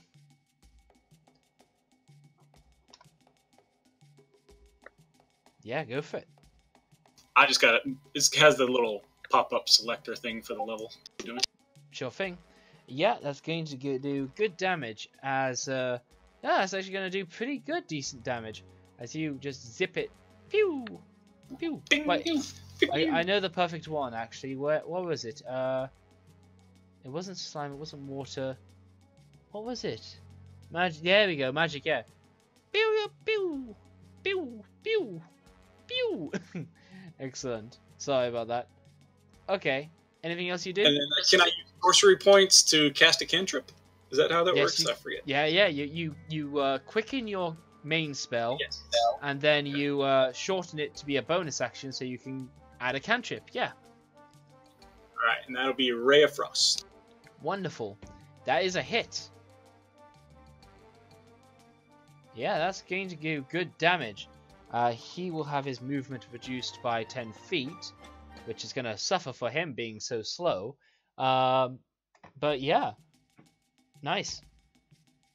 It's Mushrib's turn, and Mushrib is just going to get in, and he's going to throw another hand axe, because that is what he's good for, throwing hand axes. He's going to miss. I missed the ghoul. The little ghoul you've been destroying. So this frozen ghoul basically tries to walk forward, and he basically just trips on his own leg, breaks another one, and he just shatters to pieces. Terminator 2 style. Nice. Kifri, it's your turn. Yep, I'm gonna try Fairy Fire on these ghouls. Ooh, couldn't keep it easy, could ya? But no, that's a good choice. What is the radius? I will show you. It's a square, I think, and it is 20 going to foot be cube. along here. Yeah. 20 So foot he's going to cube. get a tower in the middle. Yeah. Okay then.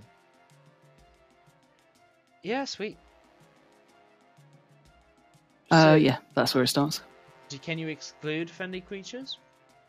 You can't, but so I'm hoping he's going to pass his saving throw. Alright then, sweet. So the ghouls, all 5 of them, will make wisdom saving for dexterities. Okay, 1, Dexterity. 3, 4, 5. What's the DC, Kifri? 15. Oh no. I'm doing terrible. Wait, is he raging? Because wouldn't he get Yeah, any he is. advantage? He does not have advantage to dexterity. Can I give him my inspiration point to give Actually, him hang advantage? on. I may have jumped the gun there. He does not have advantage because of rage, but he does have a ability called Danger Sense, which allows him to have advantage to traps and things, and magical effects that he can see. So I'm going to be hypocritical about how I use it later, but let's give an advantage on this one, and he passes, and he is not covered in glowy lights. Phew. Yay. Yeah. I can give him my inspiration point if you prefer, though. I don't mind doing that. It's all cool. It's all cool. The other ghouls are all gonna fail except for one that's to the right of Daron. Cool, So- that's my turn then. Alright then. Brightheart, it's your turn. Okay. Let me switch back to Brightheart. 5, 10, 15, 25, 30. I'm on the ground, and I'm gonna strike up another moonbeam. Nice.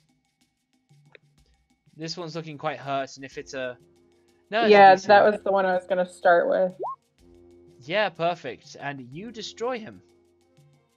Yay. Yeah, nice one. Anything else? That's it. The scout woman is going to try a longbow with advantage. Well, it's going to be a regular attack, but she's going to nat 1. And she's then going to do another longbow. And she is going to hit him. And she is going to do 9 damage to this ghouly ghoul. Now the ghoul's turn. This one is going to go for Daron. He dodged on his last He turn. did. so He did does indeed. He still have... It's Okay. going to be disadvantage to hit, and that's going to be a miss. The next ghoul is actually going to make its way over to here. Daron has an attack of opportunity to take. Okay. Does that still count with the rage? Yes, it does. Okay. That is a great Ooh, hit. Nice. Yeah, very nice. And as Kifri, you look as though this glowing infernal ghoul is coming your way. Daron just strikes out with his halberd and completely beheads this creature before you, with his arms reaching out before the torso and body fall with a dull thud to the ground. Yay. The next ghoul is going to try to bite him as well. It's going to miss. Then another ghoul is going to try. That one's going to hit, but it's only going to do 4 damage. Can I cutting words that? Is that the one Yeah, that's right you next may. to me? You may cutting words there if you like, Kifri. Cool. So that's he gets to roll an extra d6, I think. No, you roll a bardic inspiration dice, and you minus the result from what I have. All right, I thought the person I was giving it to did it, but yeah, I can do it. And after his turn, he's going to take 12 points of damage. I follow. Oh wow. Yeah, Kifri, you completely stop that attack from happening, and Sylvan is following right up in making sure this dude gets burned for staying put. And he is burnt and bloodied. The veteran is going to try with his longbow to continue his efforts to help you guys out. He is going to hit this one down here as the magical light guides his shot, and he is going to bloody it. Sylvan, it's your turn. Okay, I'm going to move my character right here. Okay. Still stay in range of that guy, so he doesn't Yeah. get an opportunity. And then I'm going to. I didn't even think about this far ahead. Okay. I'm just going to take a swing at him. Nice. Yeah, you're finally out of side points. It's lovely I'm going to to see. use my little Yukawa. Oh yeah, your homemade Cholton weapon. I'm not even sure I have that on a freaking bar though. Nice. Okay. Does 1d8 damage. I need to do an attack roll first, right? I don't think it has finesse, so yeah, it's an attack roll and you add your strength to it. Okay, hold on a second.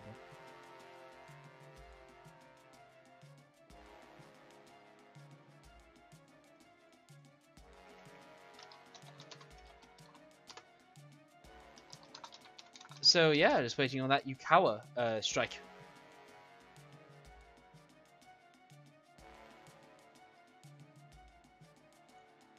Bippity boppity bippity boppity. Ah, there's the strike.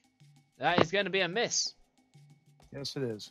Dallon's I'm turn. not used to hitting stuff. Yeah, not used to hitting stuff. That's fine. It is Dallon's turn.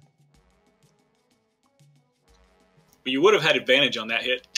Yes, he did. Yes, you would. Yes, you would. Reroll that d20 plus 2. Thanks to Fairy Fire. Yeah, exactly. That will be a hit then. And so, d8 plus 2. Is your strength plus 2? Yes. Oh, wow. Brainiac's holding on to some strength. Then, yeah, that's going to do 8 damage. That's going to hurt him. Willem, your turn. Alright. Do I have a bead on any of them? No, you do not. Alright. You can check with the arrow. So, crazy question. Yeah. Can I jump down, shoot a spell, and then use my float action to land safely if I move the 10 feet? Right before I hit the ground. Ooh, what a lovely, lovely creative idea. I certainly don't want to punish that thinking. Let's say fortune favors the bold. Okay. Alright, so I'm going to jump down this way. Whoosh. Fire off a magic missile. Yeah, your lips sputtering. Right before I hit the ground, I float 10 feet. Yeah, okay. So this is the creature that has the lowest health. Why don't you roll one of those magic missiles for me? Such a World of Warcraft move. Oh yeah, but I like it. I like it. He plays a shaman, does it all the time. Oh, it would Does not enough. It would be cruel of me to say your maneuver doesn't work because it was dependent on being cool enough to kill something. Why don't you put your other magic missile in to do that hit? Hey! There we go. You kill a dude, and as you fall, you're cool enough to kill somebody on your way down. And yeah, you activate your Tempest-like abilities. And yeah, you basically, it's not a total fly. It is like a somewhat levitational sort of spell.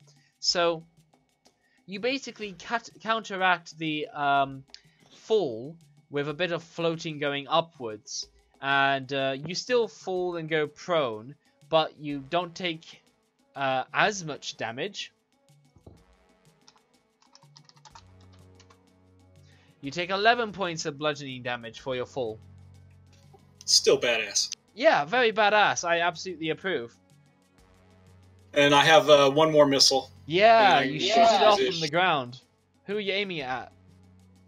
That one. Alright, yeah, that one will take another magical dart to the back of his face as you fly on, you leap on down, and you shoot your bolts of magic down at the enemies. Mushrib is going to come up, pick up his hand axe, and he's going to attack in melee with it. He is going to hit, and he's going to do 4 slashing damage, which all adds up. Kifri, your turn. Yep, I'm just going to use my crossbow on this guy. Wonderful. That is going to be a hit. And you kill him. Cool. Yeah, you still have more of your movement, but I think it's safe to say that you guys kill off we can just pretty much finish ghoul. And no, wonderful. All we lost was the captain. What's that? Yeah, we lost the captain. We lost was the captain. You did lose the captain. But other than that one small stain, this was a victory.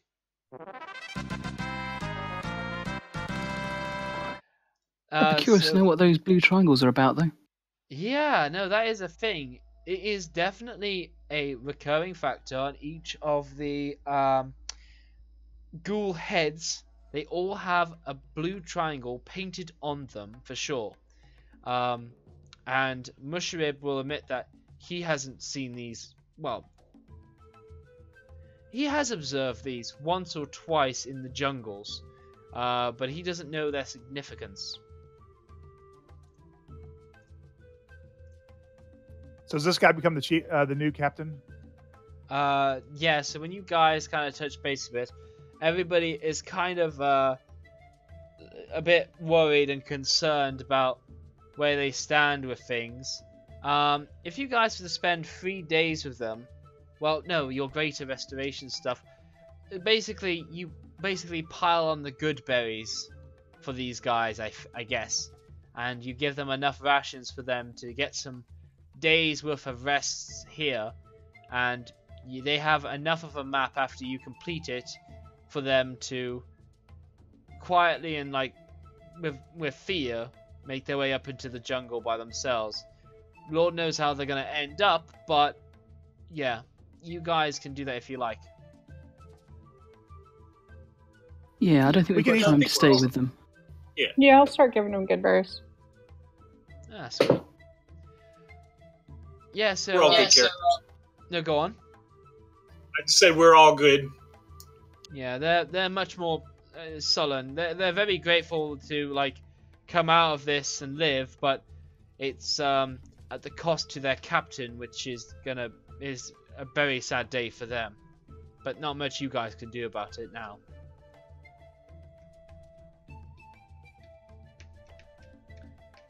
I mean, I guess we probably spend the night here just to make sure they're all okay, and then set off in the morning. Yeah, absolutely. So you all get comfy in this ship. It's off the forest floor, so there aren't any creepy crawlies to worry about and whatnot. And you basically start to make them feel a bit more comfortable, and they're very much they have a moment of silence and a few words for their captain. The campfire does draw the interest of what looks like a very dark infernal figure in the dark jungle night, as this figure approaches you with a thick hood on.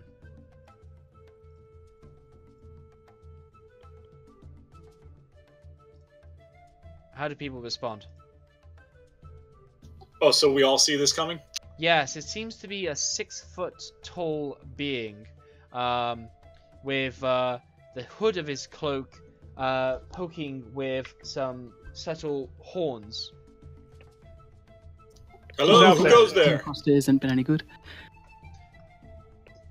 What was that? Well, So nothing else we found along here has been any good, so I'm going to draw my crossbow on it. yeah.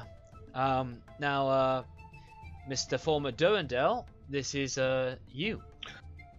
Great. Are they on the ground or are they up in the ship? They are up in the ship 65 feet above the ground, and you can see the figures of them due to the firelight they have going on up there. Okay. And I'm on the ground? Yes. Okay. You've had a long walk dealing with your own stuff, and you really could use a place that's not a dugout hole to hide in. Okay. I'm going to cast Fly on myself Okay. and fly up to the ship. Fantastic. This dark silhouetted figure quietly moves its way through the air, gets onto the side of the ship, and makes itself at home, I guess. We have no clue who you are, so what is your business here? Ah, hello there. I was tracking this group of ghouls that I see that you have dispatched for me. Very good. You seem to be a group of capable warriors. We have our days. You couldn't have Well, tracked that them a bit more seems- closely and helped us. Well, I just arrived here. I was tracking the ghouls. I'm glad that you dispatched them for me. And then when that happens, he eyes up one of the other members of the group, and he moves around, kind of like this. Oh. He takes a little skip off the side of the... Does he? Mm-hmm. And Okay. he goes, "Oh, my. Hello there. My name is Lucian Lacarian, and I am here to kill undead, but I am surprised to find such a pretty face such as yours. Oh, out we've here finally in the got thick- some in-party flirting, do we? the thick jungle, this dense and dark, dangerous place. I have 18 charisma, by the way. So. Oh yeah, that's all of it. I can be a sleazeball. I've got the 18 charisma, so that works out anyway. We could go into it, or we could skim it. But is Brightheart your typical straight lady, or does she perhaps prefer the wildness of animals and doesn't care for people? Yeah, she's not really into other people. She was raised by tree ants. Yeah.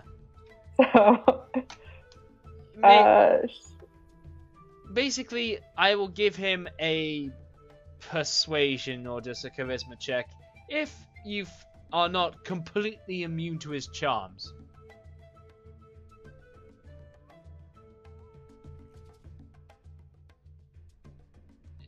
Can you tell me where you stand on that? we'll be good friends. Yeah. You Okay. seem like a friendly Friend enough. zone. Yeah. You You seem being like a friend friendly zoned. enough chap. Yeah. Oh, I'm sure we'll get to know each other Ugh. quite well. Oh, I feel sick. But hey, he's got 18 charisma, so I guess I don't feel sick. I guess I feel pretty turned on. Great. Okay. No, you're doing great. You get inspiration, by the way, for acting out your guy, improvising about how you got here, and having your guy ready ahead of time, basically. So you get a point of inspiration, Mr. Lucian. All right, awesome. If you don't mind, if you'd let me stay with you tonight, I would be very grateful, as you are well aware of the dangers of the jungle, including this undead-ridden area. So are you just roaming the jungle to kill undead? I am here on a great and powerful mission to slay all of the undead that I find, and I'm looking for the source of the death curse. Well, that's our goal as well. Fantastic. So you wouldn't mind if I stayed the night with you? Mushroom is gonna pick up and he's gonna go, "Oh, to hell with it. I have a mind for you to come here and help yourself to us."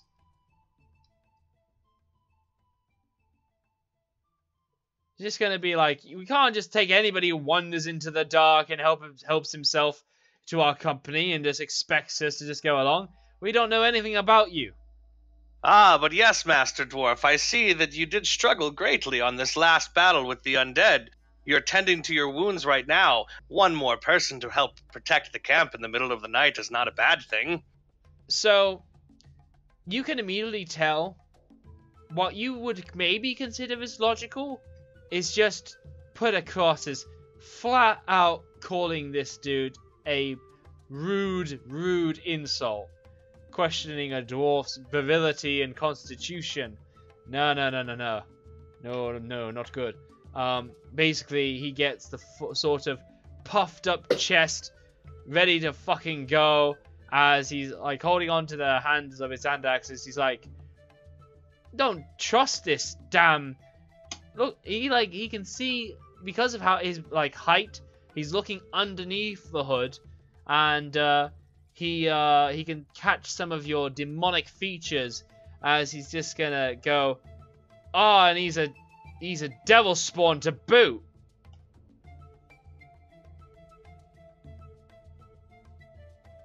People can take that how they like. You want to come Yeah, on? Master Dwarf, let's I'm not a be dwarf, racist. so I'm not a dwarf, so I'm fine We with accept accepting all help kinds from here. strangers. But I'm gonna say the pretty people sleep over there and point them to Willem and Kithri. Oh, okay. Right. I also have an 18 charisma. Oh, everyone's throwing around their 18 charisma. Touché! But Master Dwarf, perhaps you should recover your strength. For there are many things on your road You are ahead. just insulting him to no end as he just goes with, "You want to go? You want to see if I need a break? I can go right now. We can take this. Put We my can do hand this on now." the dwarf's shoulder to tell him to calm down. He's just like, "Oh, you gotta let me have him. He's just really pissing me off at this rate." I'll tell him if he steps out of line, then you'll be the first one to get your chance. Oh, he will accept that, and he will spit at your feet, and then he will take his leave and go to a quiet corner of the ship. Excellent. I'm going to turn to Brightheart and say, now, my dear, where will you be staying tonight? Unfazed, absolutely wonderful. I'm gonna hold up a snarling raccoon towards him. Be like, "This is the only person that sleeps near me." Ah, a lovely little beast. The raccoon doesn't like you. It hisses and bares some of its teeth and like gurgles a snarl at you as it goes. You know that scene in the movie Elf where he tries to make friends with the raccoon? I don't, but I hope someone does, and you should picture it. It's like that. Nice. Well, I think we should set up a watch tonight. I don't trust this guy. Lucian then goes up and says, "Please allow me to help at this watch. I'll keep an eye out for myself." It's okay. You've had a long travel. You get some rest over in that corner on your own, and we'll guard the camp tonight. Okay. Well, alright then. If nothing untoward happens to anybody, then yeah, you all receive a long rest. That's good because I used every single one of my points. Yeah, I know. I was surprised. I'm like, does this class actually have a limit? Wow. It's all You cool. can make 27 points go pretty far, though. Yeah, you do. You do. Those points do go quite far. But of course it's per long rest. So, with that being said, you guys carry on your way. You now have a new demonic creature in tow. Mushroom is not warming up to him. But you do have a choice here. You can separate to Omu and ignore Hrakamar, but your dwarf bro does want you to go to Hrakamar. Dalron would want us to go to. Yes. Yeah, Hrakamar. Dalron does want you to go to Hrakamar too. So, unless he's out first, Yeah, I think that was a part of our original plan anyway. just wanted to make sure nothing had changed. So, you can see there's a dusty place called the Valley of Lost Honor, and it's here that Mushrib suggests is a very good way marker that where the jungle separates into a canyon that becomes a great landmark for you guys to head towards. So, with that being said, he directs you to the site of Ataz Yakiwazi. I'm gonna try that again. What do you guys think it's spelled like? Add your interpretation. Yukawazi. What's that? Ataz Yukawazi. Yakuwazi. Yeah, that sounds about right. Yeah. So, I'm pretty sure this is a pretty straightforward description of things. Yeah. So, blades of black basalt thrust up from the floor of this deep volcanic canyon to create a forest of sorts, one that can easily draw blood from unweary trekkers who brush against the ebon piles that are as sharp as razor's edge weapons. Mushrib explains that this place is translated to Gorge of Blades, and it's a form of gateway of sorts to the Valley of the Lost Honor from the north. Basically, he says that be on alert now, because I expect that there may be some fire newt patrols. These would be the ones that took me home. They might be patrolling here. It seems unlikely, but I would have thought they would all be in Hrakamar, but there may be some hiding around. Do you know the story of how this valley got its name? I do. And he nudges you a bit where you knock to some of the black basalt that sticks out from the canyon walls you're walking around, and you get yourself cut up a little bit with a scratch. Just a paperclip equivalent. I meant the Valley of Lost Honor. Oh. That he might know. Let's see if he does know anything. That is to say, if the GM knows anything. Oh yeah. So the way back when, the mass murdering monstrosity of Cholt, the horrible betrayer Raz Nisi, wiped out a tribe of Choltans in this valley. The bones of the fallen Eshui are gone, along with everything else, swallowed up by lava pouring out of the volcano that was west of Hrakamar. So the reason it's called Valley of Lost Honor is just where Raz Nisi unleashed an army to just wipe out Choltans on a brutal, desolating killing spree, and with no way to remember them as the volcano swept up all of their remains down into the ash. There's nothing left there.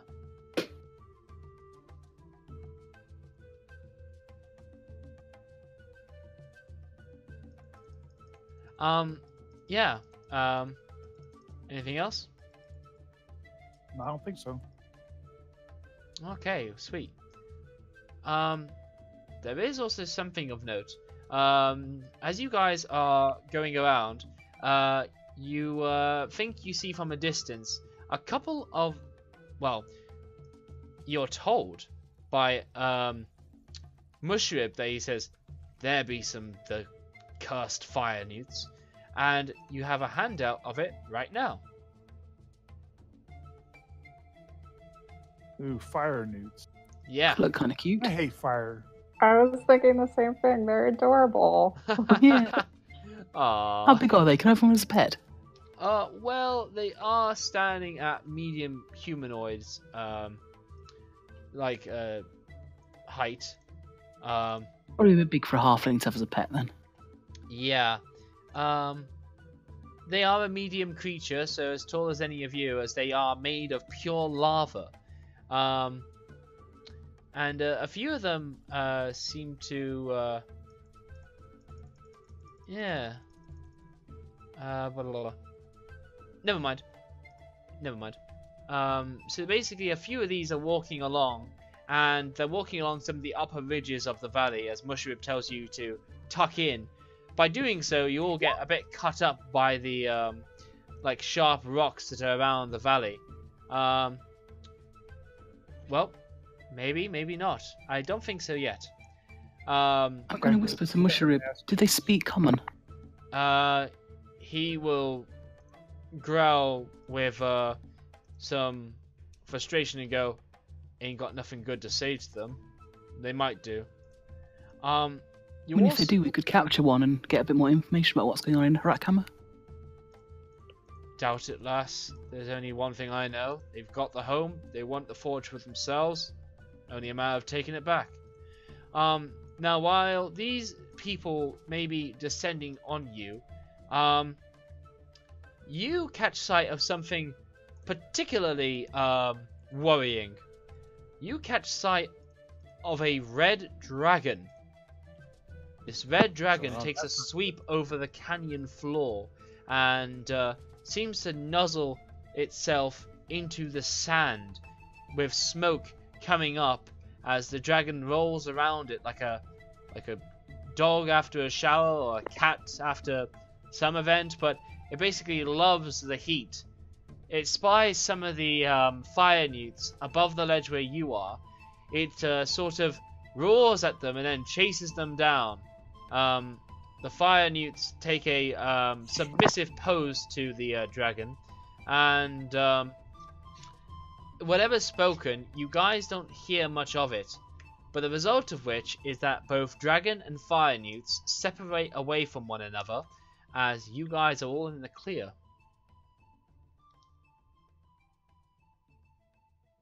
Yeah, dragons. Nobody said there would be dragons. I know. Is there another route we can take? We're so close already, lass. We either go through or we go all the way around back on ourselves to the Kobold Mountains. We just ought to crack on with it. Come now, little halfling. Play us a song. You can't be that scared. Let's travel onward. Listen, tall, dark, and smarmy. I don't like you already. Oh, smart. Like it. Grr. If this halfling had hackles, they'd be sort of risen. Mushrib will reply that, "I know who that one is. That dragon's Tizindelor, or Tinder. She's a young red dragon, but yeah, she wants the mines too. But she hasn't got them as far as I can confirm." What was that? I guess maybe we'll have to go through her to get the mines. Brave of you, lad, but the fire newts will be easier to tackle than she'll be. But so long as it's held by either fire newts or by midwarfen kin, she ain't gonna get the mines. Let's carry on. I guess we'll start with fire newts. So, you guys skirt the forest line after you pass through this sharp canyon that gives you all some tears and cuts somewhere in your outfits. And you go into this deserty, sandy, hot valley of lost honor. The ground is still warm to the touch. Here, it is not humid. Here, you guys are in a sauna, and it is of dry, baking heat that rises out from the sandy, firm, rocky ground, and like perfectly bakes you from the other side, where the sun beams down upon you and really gives you some serious. It gives you the condition of extreme heat, basically. You guys hope for the rain. The rain nearly evaporates halfway down, but thanks to Chult being Chult, you do manage to make all your way into Hrackhammer. Or rather, you make your way just outside it. And with that, we'll end today's session.